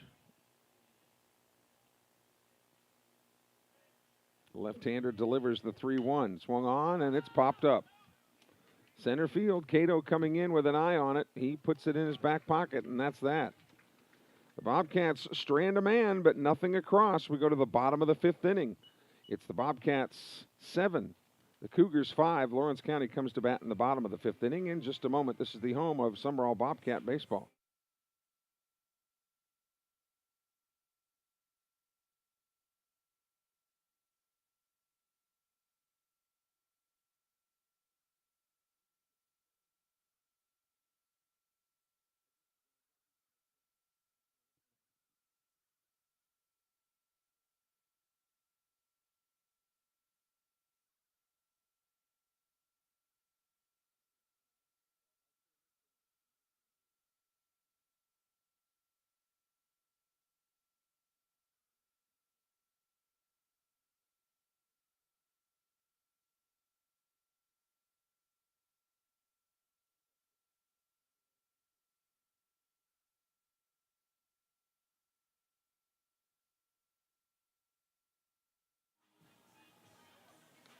Keaton Malden is going to face the meat of the Lawrence County order here in the bottom of the fifth inning, trying to protect a 2-run lead.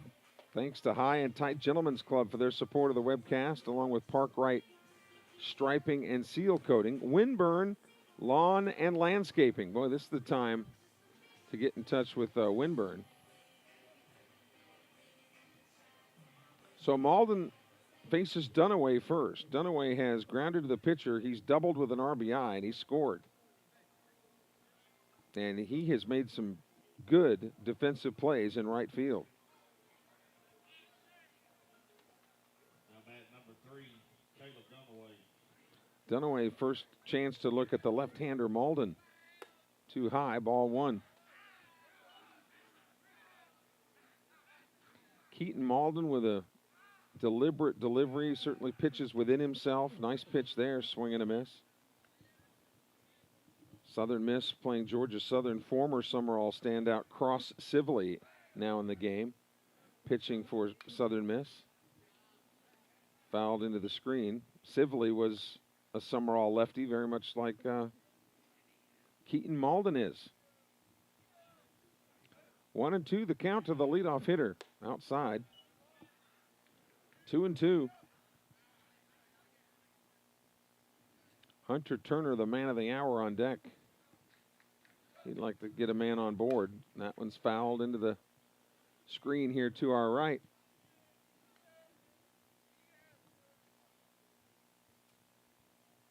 Summerall got 4 in the first. The Cougars answered with 2 on the Turner home run. That's outside, 3-2.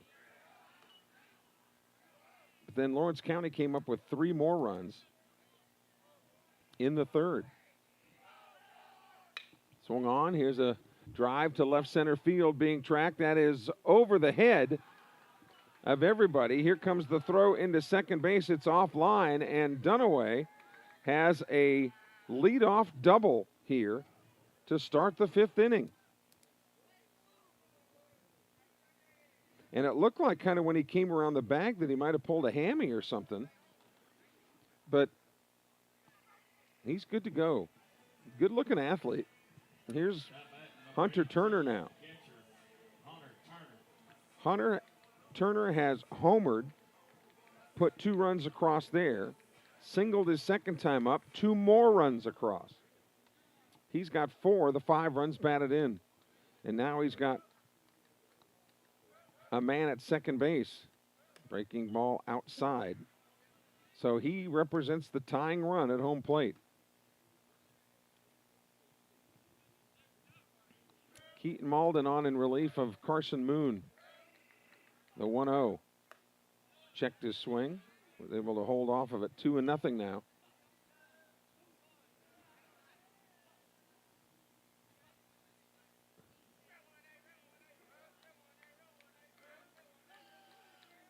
Swing and a miss. Defensively now, Davis is at third base for Summerall. Hawkins has gone to play left. Here's the 2-1 pitch. Swing and a miss.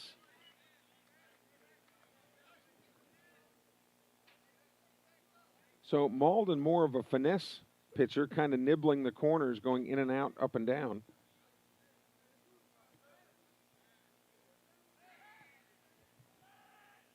Sandifer is on deck, the first baseman.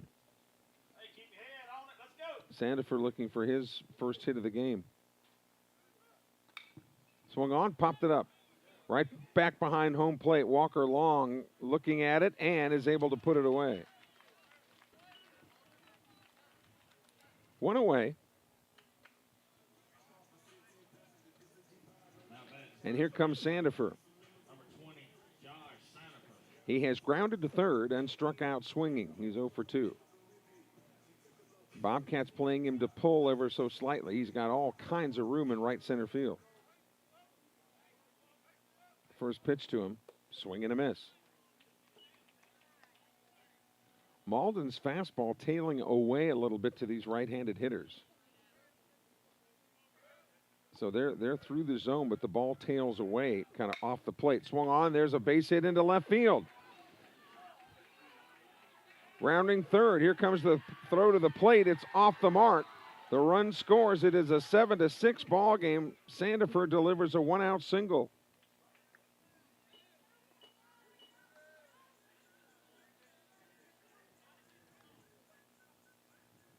With that RBI. Left fielder, number 27, Case.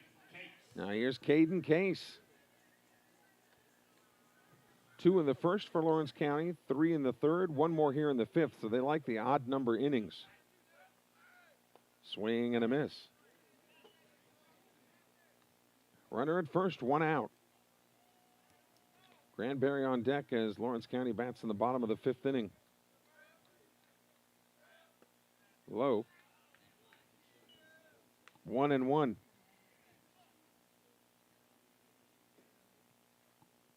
Continue to play the Cougars to pull slightly.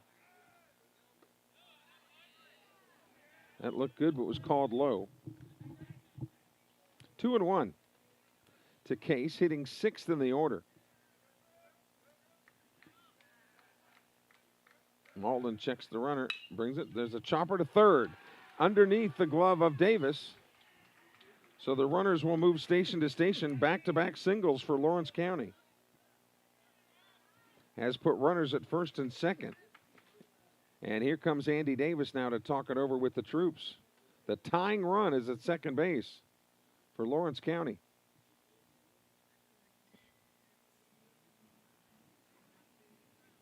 Granberry is the scheduled hitter.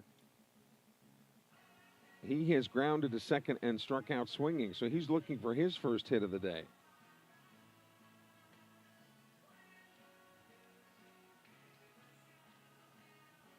Seven to 6.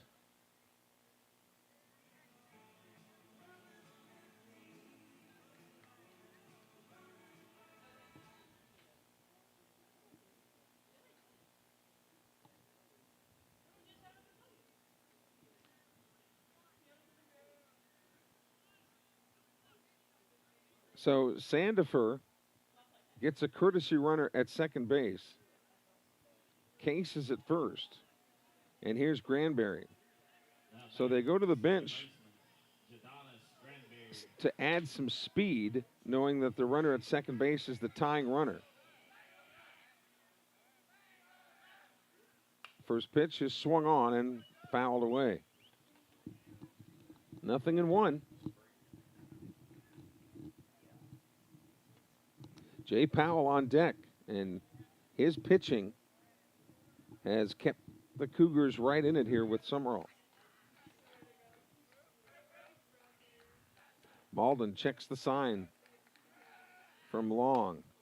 Tried to frame it, but a bit outside, 1-1. Had about a 45-minute lightning delay to start with, and then some heavy rain came in. They did a good job in getting the field ready to play again. High and away, 2-1. You'd have to think that part of the reason that Andy Davis brought Drew Davis in is so that he could pitch if need be. There's a strike. So 2-2 now to Jadonis Granberry, the second baseman.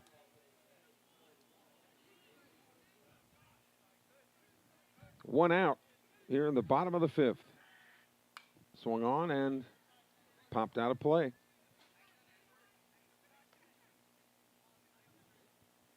Going through the towels today, making sure all the baseballs get wiped down from moisture, mud, whatever might be on them. The 2-2 offering, high and away. 3-2. Now does Coach Avance here start the runners with one out and a 3-2 count. We'll see. They are not going. Swing and a miss. Break there for Summerall because that was out of the strike zone. And here's Powell now. Runners will be going with two away. Now batting, pitcher number 5, Jay Powell.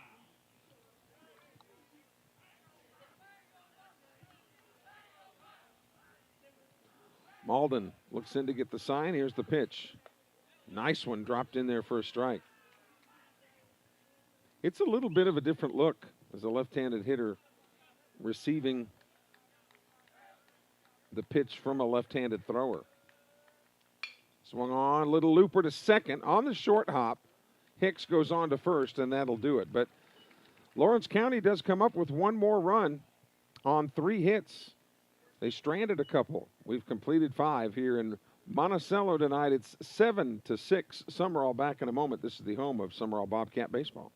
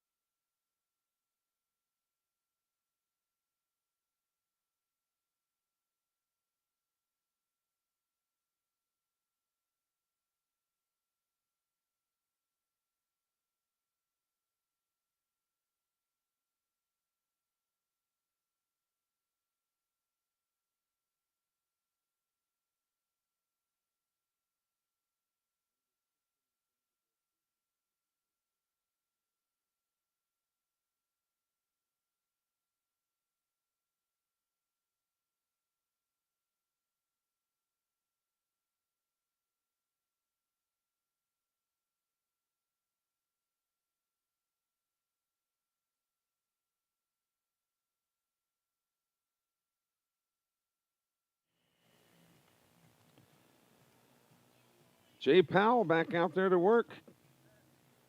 I'm Kelly Sander along with producer engineer Brody Courtney in Monticello tonight. And Landon Holloman leads it off for the Bobcats here in the top of the 6th inning as the Cougars continue to inch closer and closer.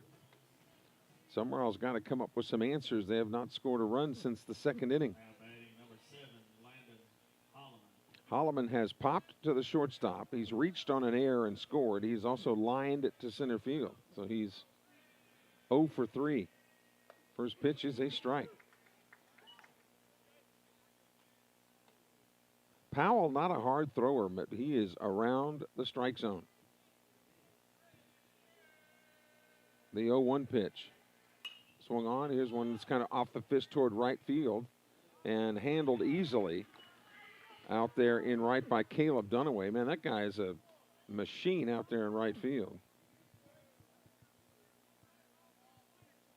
One away, and that'll bring up the Summerall catcher, Walker Long. Walker Long. Long has had a good day. A couple of doubles, 3 RBIs. He also walked and was stranded at third. And I think we've got rain coming again. Swung on, and this one has popped up. Again in right field, it'll be Dunaway. And he's got it. And the rain getting heavier by the second here now. 2 away. And Connor Walker now comes up. Lefty versus lefty. Number 45, Connor Walker. And Dunaway, the biggest problem Dunaway would have in right field is looking up into the sky with that rain coming down right into your eyes. It's hard as an outfielder. There's a strike on the outside corner. You're trying to keep a beat on the baseball, but with the rain falling into your eyes, it's sometimes, really tough to be able to do. It's not something you can practice. Looks like it was just a spit of rain.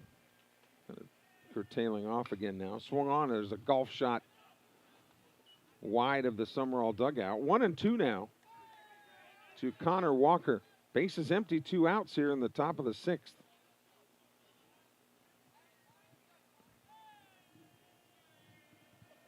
Boy, and Connor Walker's feet, he is really close to being out of the box on the inside part.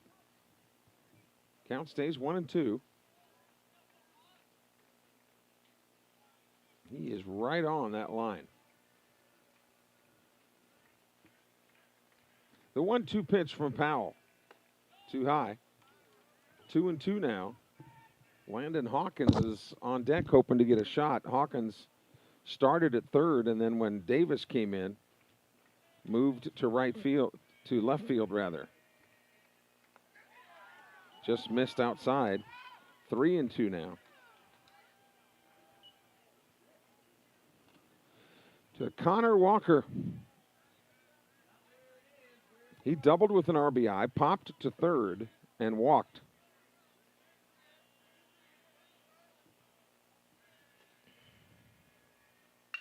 Swung on. Here's a drive to center field.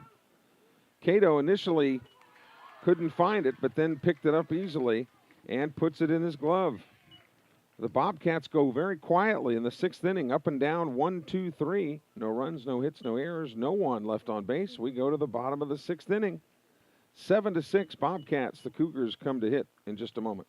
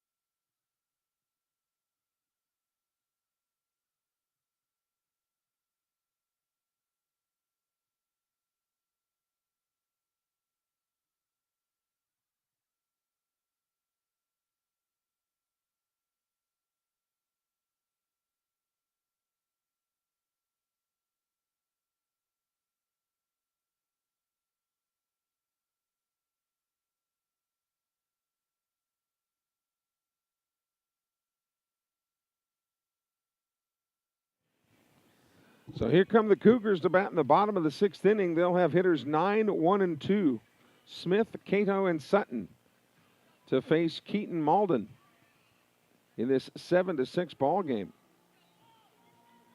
It looked like Sumrall was going to waltz through this game like they did in the first one after scoring 7 runs in the first 2 innings, but have been squelched since. Here's Walt Smith. He's reached on an error and scored. He is grounded to second. That one is put out of play to the right. The lights have been on here now for a while. When the rain delay started a little while ago. Here's the 1-1. Outside, 2-1. Smith, just a freshman, but you can tell a good athlete. Runs the bases well. And if they can get him on, that's a pop out of play. That would be menacing to Summerall's defense. 2 balls and 2 strikes to the leadoff hitter. Cannon Cato on deck. The 2-2 pitch. Outside. 3-2. Drew Davis is already in the lineup. He could pitch if need be. Hawkins could be called upon. Here's the 3-2. Swung on, grounded to short. Holloman to his left has to come up firing, and they got him. Boy, Holloman slipped a little bit in the dirt. It looked like, but threw a strike over to first base, and it was a good job by Odom making the stretch and coming up with the ball. So 1 up and 1 down. And here's Cato now. He's grounded to the pitcher, struck out, and walked. It's outside, ball 1.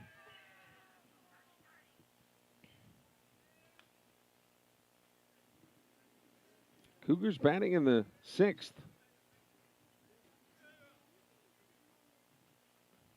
The 1-0. Swung on, that's off the fist, and I think Odom caught it, but just for good measure, he steps on the bag. So 2 up and 2 down. Lawrence County working the 6th very much like Summerall did. The Bobcats went up and down 1, 2, 3, and here's Javion Sutton. Sutton has walked twice and grounded to short.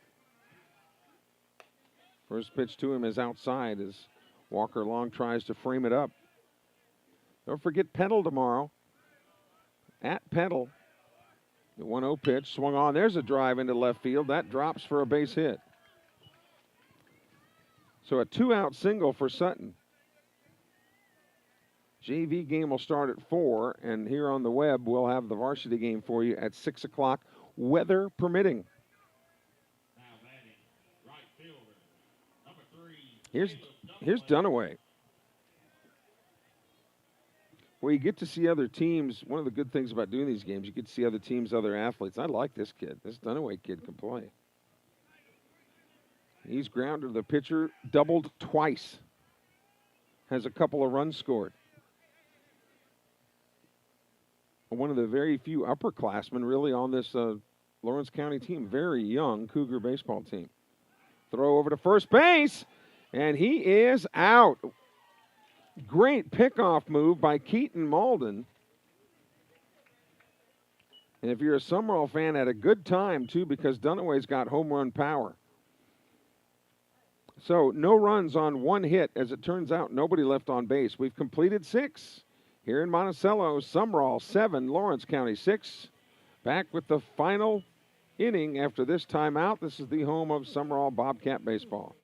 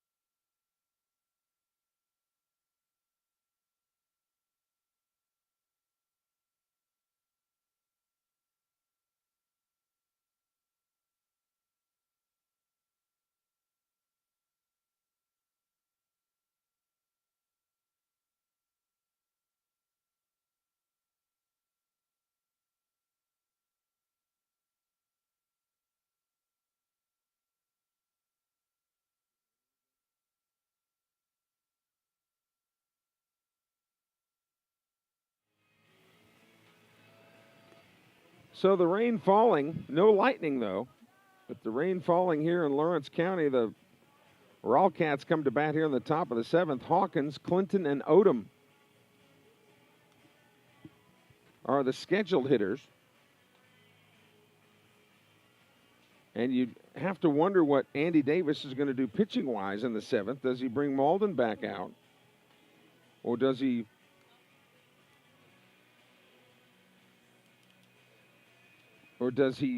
go with Davis or Hawkins or somebody like that? Anyway, Hawkins' job is to bat right now.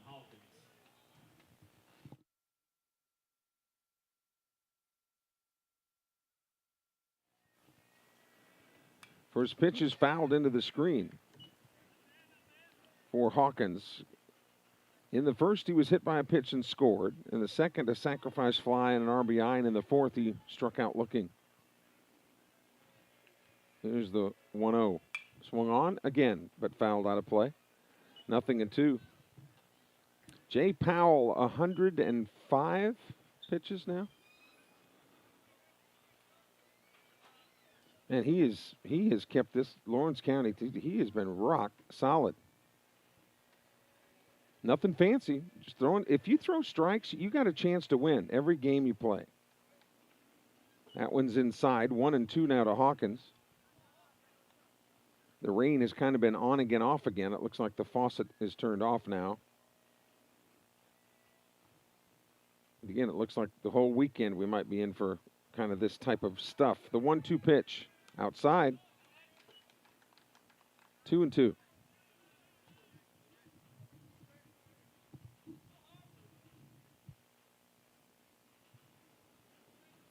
Looking to get the leadoff man aboard here in the 7th inning. The 2-2. Too high. 3-2.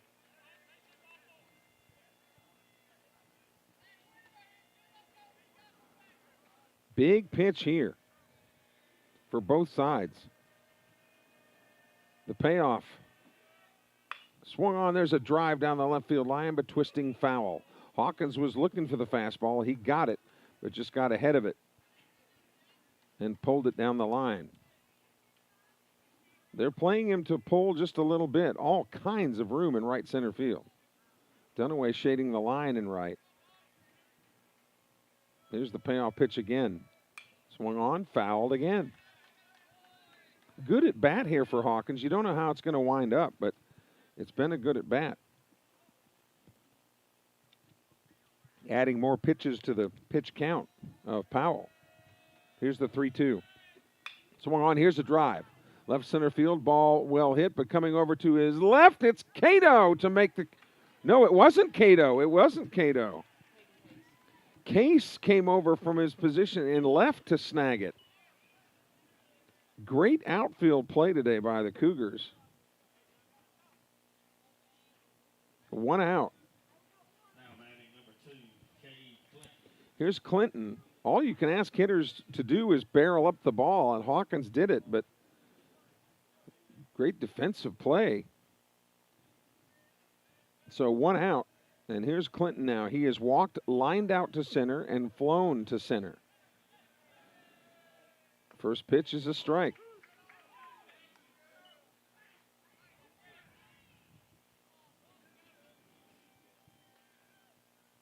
Odom on deck over here to our right. Most of the Summerall folks that are here are underneath umbrellas. Swing and a miss.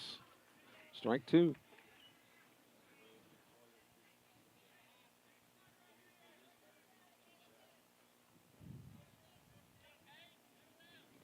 Nothing in 2 to Cade Clinton, looking for his first hit of the night. The 0-2 pitch. Just off the plate, ball 1. Tried to get him to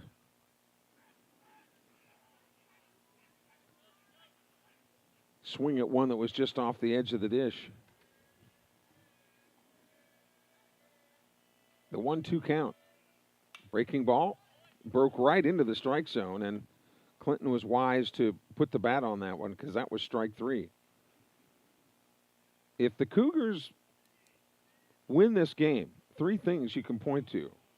The pitching of Powell, the outfield play overall as a team for this Lawrence County club, and the key hitting in the middle part of their order. 1-2 the count to Clinton. The pitch from Powell. Swung on here, was lifted to right field. Dunaway's looking over his head. That ball is gone. Aloha on the steel guitar. Cade Clinton said he was looking for his first hit of the night, and he does some yard work, and it's an 8-6 baseball game.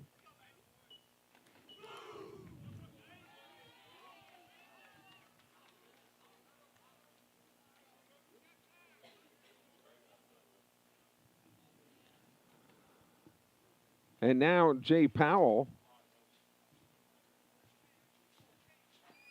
said he's got to be over 110 pitches.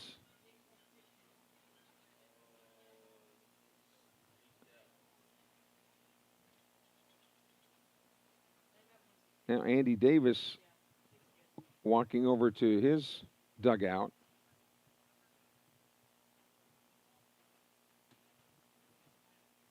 So this is a pitch count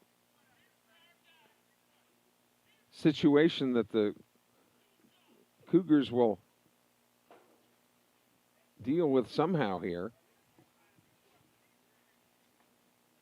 Powell coming back to work. 1 out, base is empty, but the Bobcats looking for some insurance. Got one on the solo blast from Cade Clinton. And here's Leo Odom.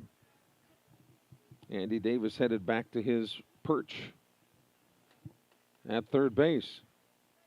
8-6 ball game now. First run that Sumrall has scored since the second inning. Odom 0 for 2 with a walk.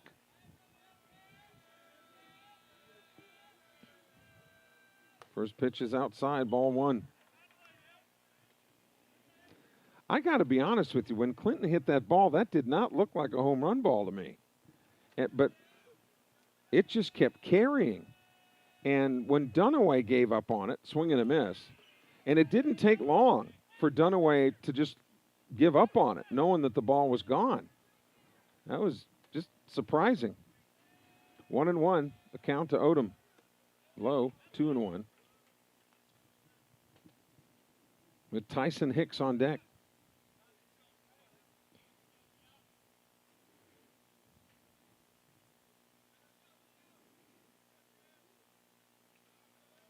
Breaking ball inside, 3-1 now.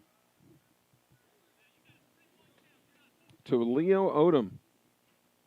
Well, we mentioned the walk. Other times he grounded out to third and flew to right. So he's been using the whole field. Here's the 3-1. Breaking ball, swing and a miss.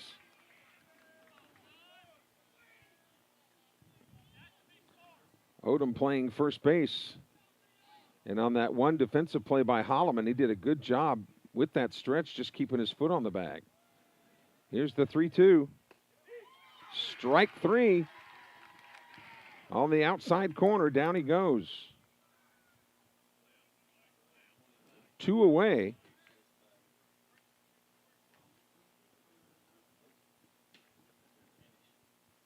And much as they would like Jay Powell to be able to finish this inning, man, you gotta, I don't care who you are, you gotta applaud the effort that that young man put forth tonight. Great job. The Cougars making a pitching change. Nobody on, 2 outs for Summerall, but the Bobcats have come up with one more run. They lead it 8-6. We'll be back in just a moment with more. This is the home of Summerall Bobcat baseball.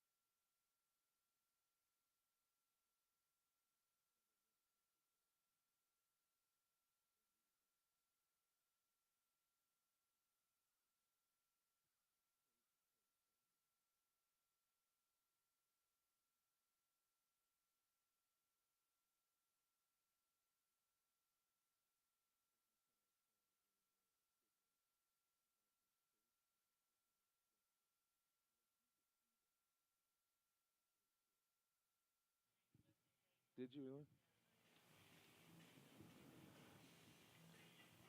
really? Caden Case, the left fielder, comes in Now batting for to try to finish it up here in the 7th inning. Tyson Hicks. Hicks has the bat. grounded One. to first. Tyson Hicks then was hit by a pitch in the 3rd, hit by a pitch in the 5th. Bases empty, 2 outs here in the top of the 7th inning.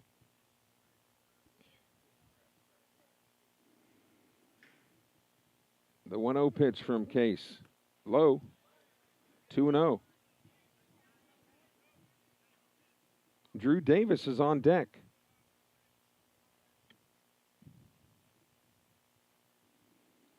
Should he be called upon, the 2-0 pitch.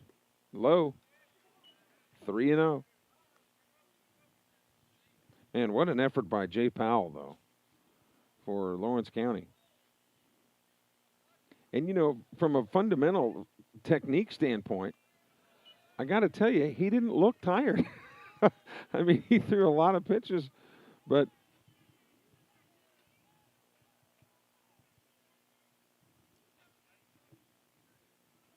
so here's Drew Davis now. Davis popped out to 3rd in his only other at bat, but this is the first time that he's up against Case. First pitch is a strike right down the tube.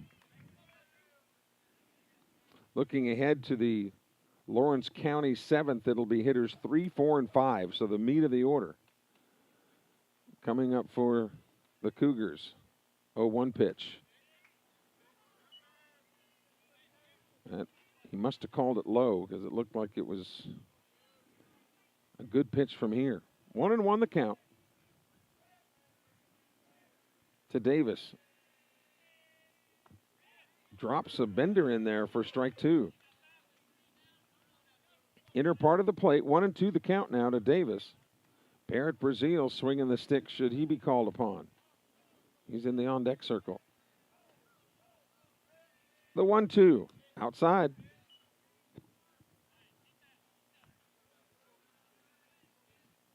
Two and two the count. The solo homer by Cade Clinton. A little bit of insurance here in the top of the 7th. Whoa, that pitch got away. Hicks was on the move anyway, so he's in scoring position.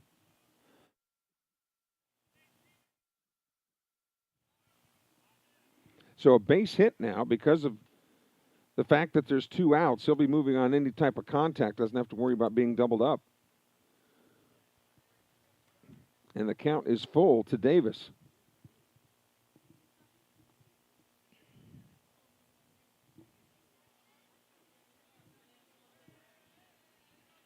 The payoff pitch, high and inside, ball 4. So back-to-back walks here with 2 outs. And here's Barrett Brazil. He's walked 3 times and flown out to center.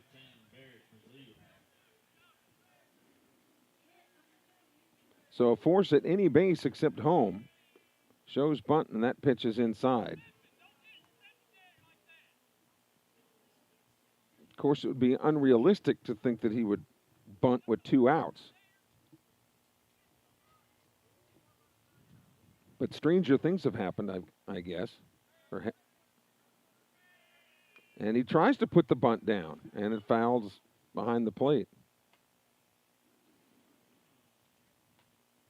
I was talking about stranger things have happened. Is there going to be another season of Stranger Things? Do you know, Brody? You don't watch it? Okay. It's one of those Netflix deals, huh? 1-1 the count to Brazil. Holloman now loosening, hoping he'll get to bat again. There's strike 2. That was dropped right in there. And Brazil knew it. And I think he's a little disappointed with himself that he didn't tear that one up. It was right there. Hicks at second. Davis at first. 2 outs here in the top of the 7th inning. Swing and a miss. Brazil out on strikes.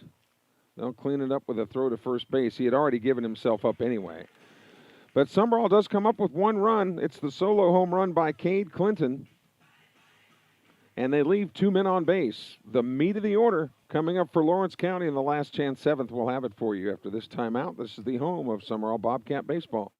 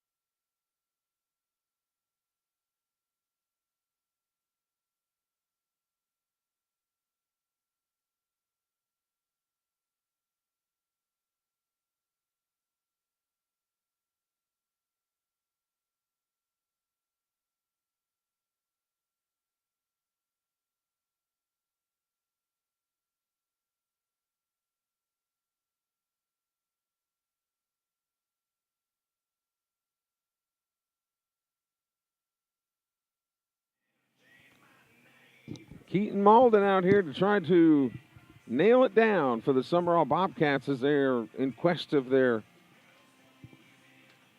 13th win. 12-3 on the season. The only losses Summerall has encountered was the 2 to Purvis, 1 in district and 1 in the Adidas tournament, and then Petal very early on. And, of course, they'll get to avenge that loss tomorrow night at Petal, which will be our next webcast at 6 o'clock, weather permitting. So here's Caleb Dunaway. Dunaway has played a terrific defensive outfield and has a 2-for-3 night with a couple of doubles, a couple of runs scored, and an RBI. So Malden on in the 7th. First pitch is a strike. Turner on deck, then Sandifer behind him. Swung on and fouled out of play to the right side. 8-6 ball game. Summerall won the first one going away earlier in the week. 0-1 pitch is into the screen to the right. 0-2 now to Caleb Dunaway. Play him to pull slightly. Swung on and fouled again. Boy, they've gone through some baseballs tonight.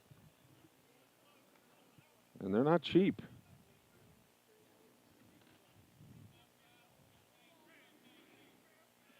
Here's the 0-2. That way outside. 1-2. So the only way that the defense for Summerall has changed were those changes at third. When Davis went in, he's at third, and then Hawkins went to left field, another foul. So a good at-bat brewing here for Dunaway. Bobcats trying to keep all Cougars off base because then the next person to the plate would represent the tying run. And you know they've got home run power, including Turner, who's on deck. 2-2 the count to Dunaway. Swung on. Here's a little looper to left, right center field. That ball is down. That ball is going to go off of the fence, slipping and sliding as he rounds first base. Boy, a tough break for Dunaway, but a well-hit ball to right field has him on base. And here comes Andy Davis. In softball action tonight, the Lady Bobcats have defeated Petal 3-2 is that final score. And Drew Davis, it looks like, will be called upon here to close the door on the Lawrence County Insurgents. Drew Davis, the 8th grader, who has been clocked in the upper 80s as an 8th grader. Pretty phenomenal. He'll come on to try to close the door. He'll take his warm-up tosses, and we'll have the end of the game one way or the other when we come back in just a moment. This is the home of Summerall Bobcat baseball.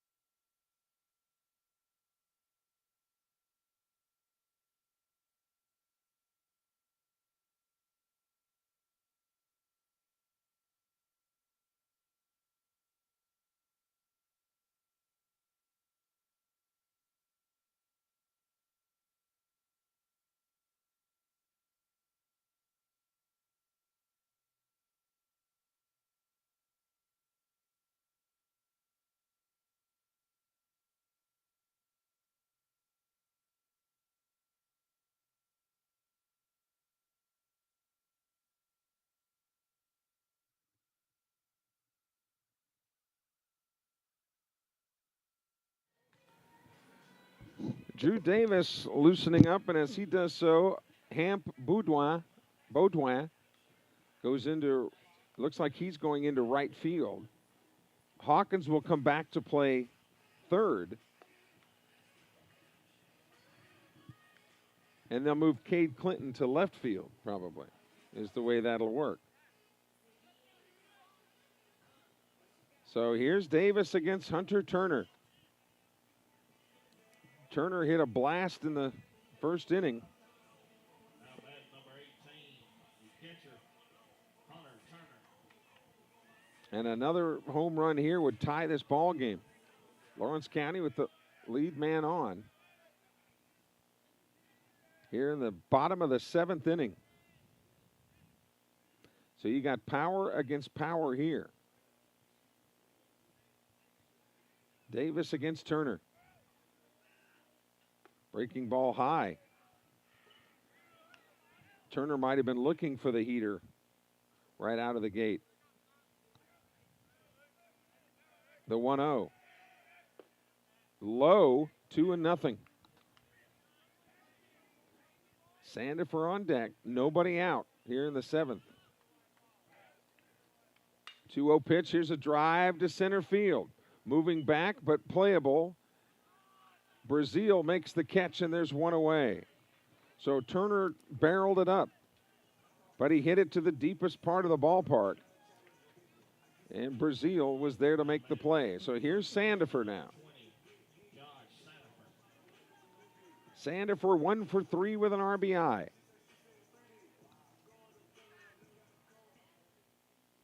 Again, Hamp Baudouin in the game in right field.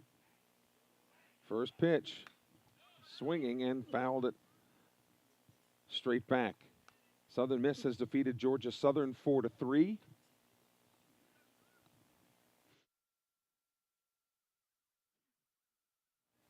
Winning game 1 of that 3-game series. They'll play 2 9-inning games tomorrow, beginning at 1 o'clock. Here's the 0-1. Breaking ball and a beauty in there for strike 2.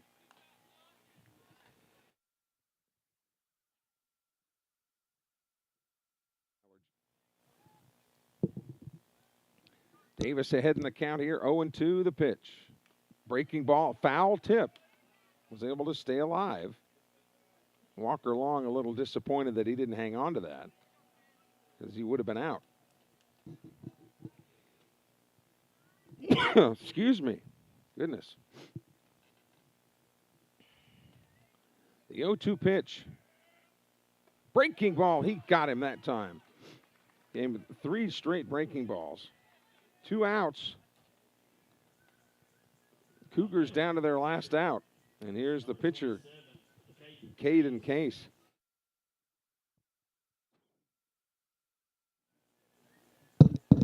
Probably got about 3 sneezes left, and then I'll be done. 6 or 7, and you're done. The pitch swung on. Here's a drive to right field. That ball is well hit. That ball is back. That ball is gone.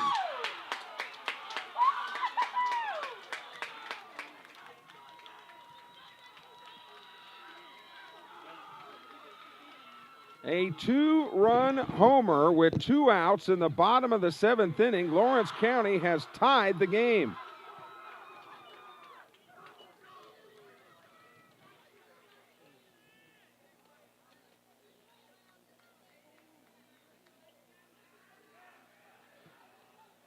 Eight to 8 ball game. And how big was the Cade Clinton home run in the top of the inning?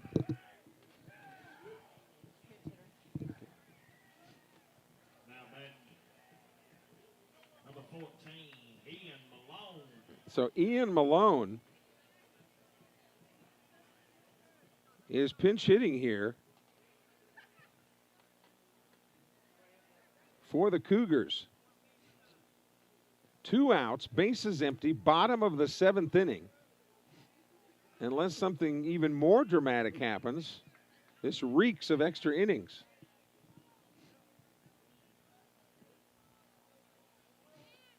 Umpire saying he's not quite ready yet. Malone is ready. Davis is ready. And again, Baudouin went back about 3 steps and just watched it go over the fence. Breaking ball outside.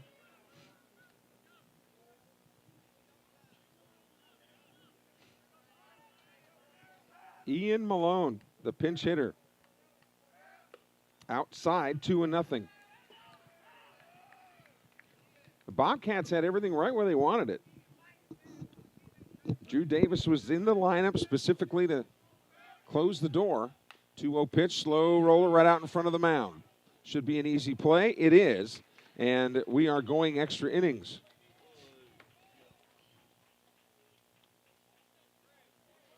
Two runs on 2 hits for the Cougars. We go to the 8th inning, tied at 8. This is the home of Summerall Bobcat baseball.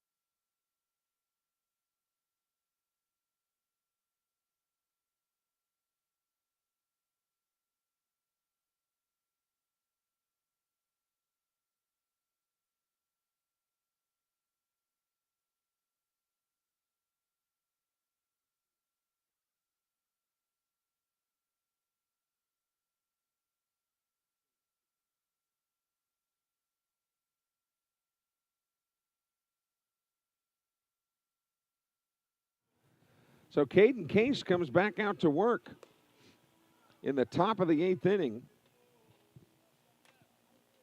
And he will face Holloman, Long, and Walker in an 8-8 ball game. So you'd think a game getting started at 4 o'clock in the afternoon, you'd be out at a reasonable time. Well, then comes along a 45-minute lightning and rain delay. All right, you're still going to be out at a decent time. But then here comes extra innings. So Friday night in Monticello, kids. Here's Holloman. Now bat number 7, Landon Holloman. He's 0 for 4, but does have a run scored. Reached on an error back in the 2nd. Against Case. First pitch is low, ball 1. Hitters 2, 3, and 4. Holloman and then the 2 Walkers. Walker Long, Connor Walker.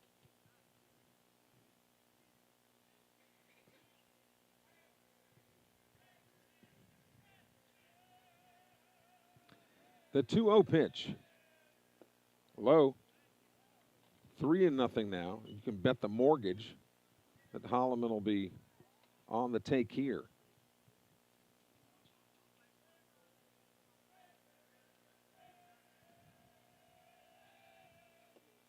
It's low. 4 pitches, and Holloman is aboard.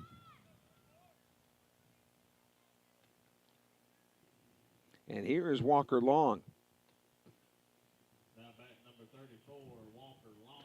Couple of doubles, 3 RBIs. That was earlier in the game. That's when Sumrall busted out for 7 of the 8 runs was in the first 2 innings. And then they went under the hypnosis of Jay Powell. First pitch is a strike. Throw down to second. Not in time. Holloman is there.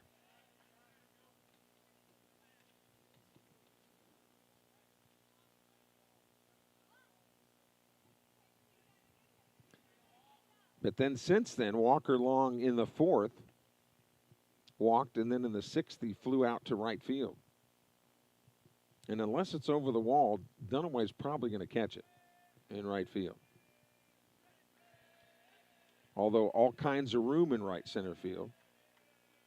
Breaking ball, grounded to second. Should be routine. It is. And there's one away. But on the play, Holloman advances to third.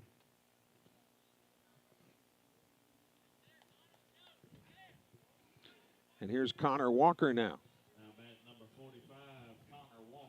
This is the type of hitter you want. Connor Walker, anything that's hit to the, if he can just pull anything, even on the ground, anything to the right side of the infield, hit toward first or second, would score Holloman from third. Pitch is inside, ball one. So Case may want to pitch Walker outside so that he has to maybe come to the left side of the infield.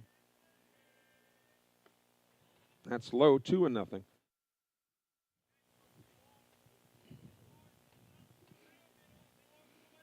So now he can look for fastball here on 2-0. Outside and low, 3-0.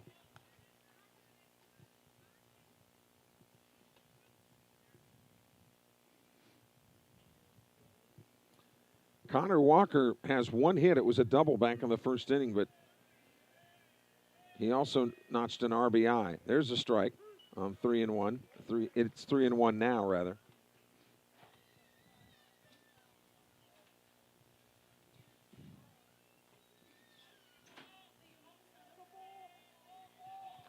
Oh, a balk. They called a balk on the pitcher. So Landon Holloman.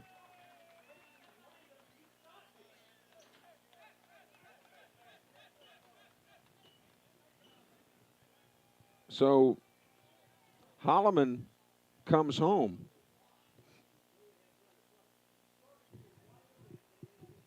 And a 3-1 pitch. Swung on, popped to the left side. I don't think it'll stay in the ballpark. It gets out of play. Not by much, but just a long, loud strike. 3-2 the count. Landon Hawkins on deck. So the Bobcats have regained the lead. They busted out in the first couple of innings and then were quiet until the top of the seventh. Now have one more here in the top of the eighth. 3-2 pitch, swung on. There's a drive down the right field line. That one is foul.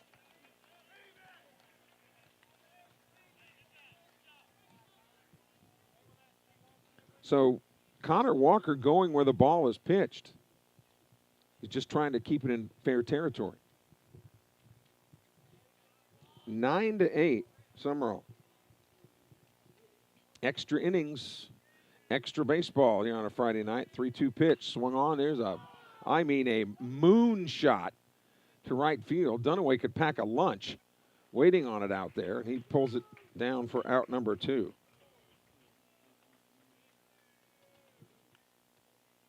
And here comes Landon Hawkins now. Now bat number 16, Landon Hawkins. Hawkins looking for his first hit of the night. He does have an RBI to his credit on the sac fly back in the second. He started at third, then played some left field, and then when Davis came in to pitch, came back into third. Bases empty, 2 outs. First pitch is low, ball 1.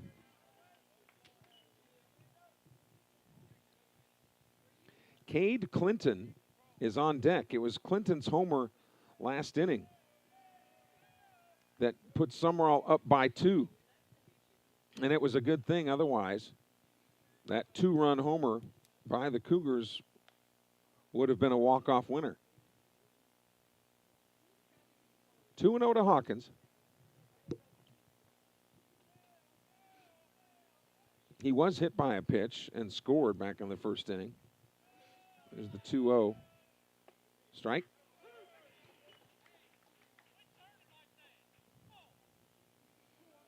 He struck out looking in the fourth, flew to left in the seventh. The 2-1. Swung on, fought it off, going down the right field line, and that'll get out of play. Down over there where saw earlier tonight head football coach Shannon White of Summerall kind of sitting down over there. Down that right field line outside the fence. The 2-2 pitch Swing and a miss. They'll go to first to wrap it up, and that'll do it. But the Bobcats do score 1 run on no hits. Nobody left on base. We go to the bottom of the 8th inning. It's 9-8. Sumrall. Drew Davis comes back out to try to lock down the win. Back in just a moment.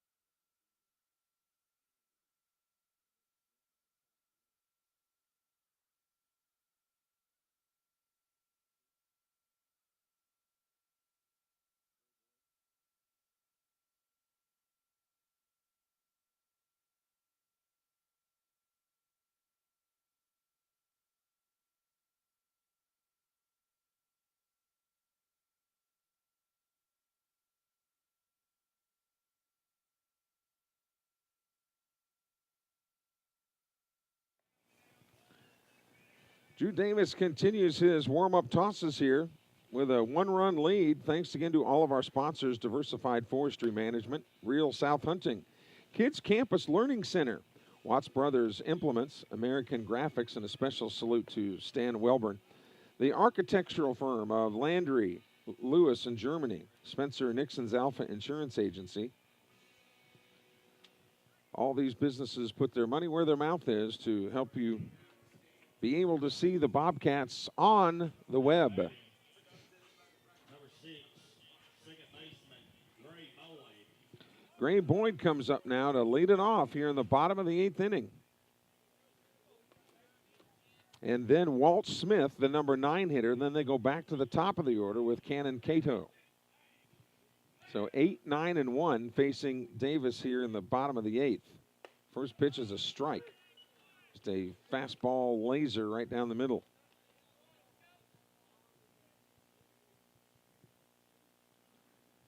The 0-1 pitch to Boyd. Breaking ball got away.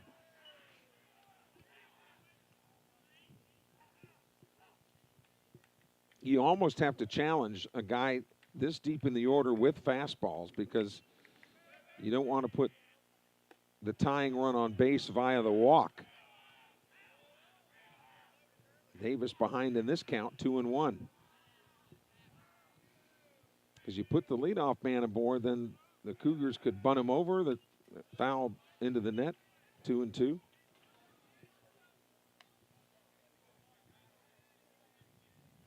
And I would expect Davis just to come after him with the heat and make him hit it. 2-2 to Gray Boyd.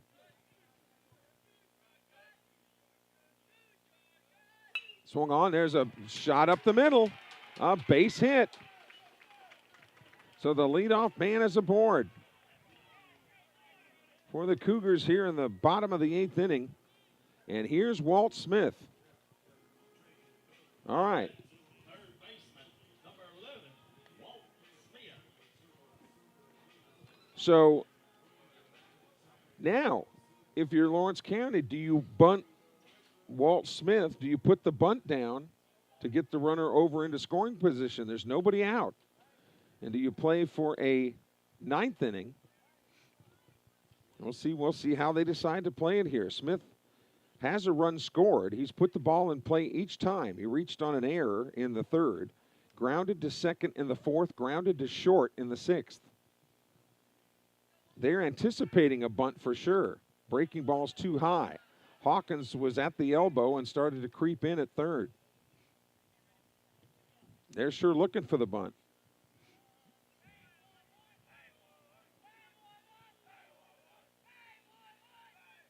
There's a push bunt down to first base. Started to go to second, but goes to first instead. So there's good team baseball. The sac bunt is down, 1 away, tying run at second base. And you get back to the top of the order in Cannon Cato. Now back, center fielder, number 8, Cannon Cato. And Cato's the one you have to worry about because he has been very quiet tonight offensively. He has grounded to the pitcher. He has struck out. He has walked and has lined out. First pitch to him is a breaking ball out, ball one. And you don't want to get down there to Dunaway and Turner. All right, one out, runner at second base. Sumrall protecting a one-run lead. Swung on right at Holloman. They'll go to third and get the man in a rundown. Base running mistake by the Cougars. Holloman was already shaded toward the bag at second. It was hit right to him. And Cato at first base. It'll go as a fielder's choice. So 2 outs is the bottom line here. And Javion Sutton, it's up to him.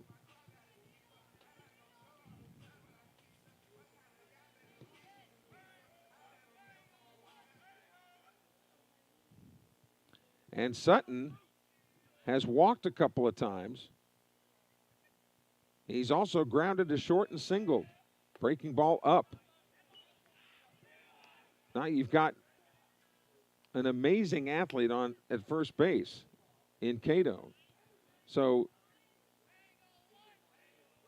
if the Bobcats were to hiccup at all with a pass ball or a wild pitch, swung on, fouled into the screen.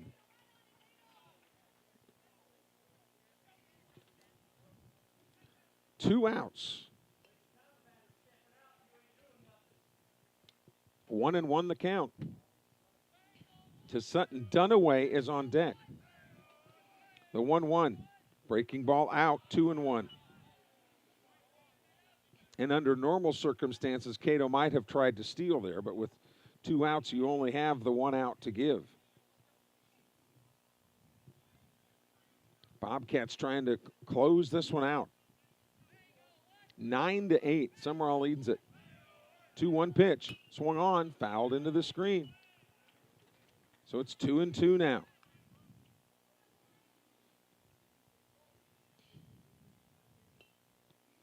We got the game started at 4 o'clock.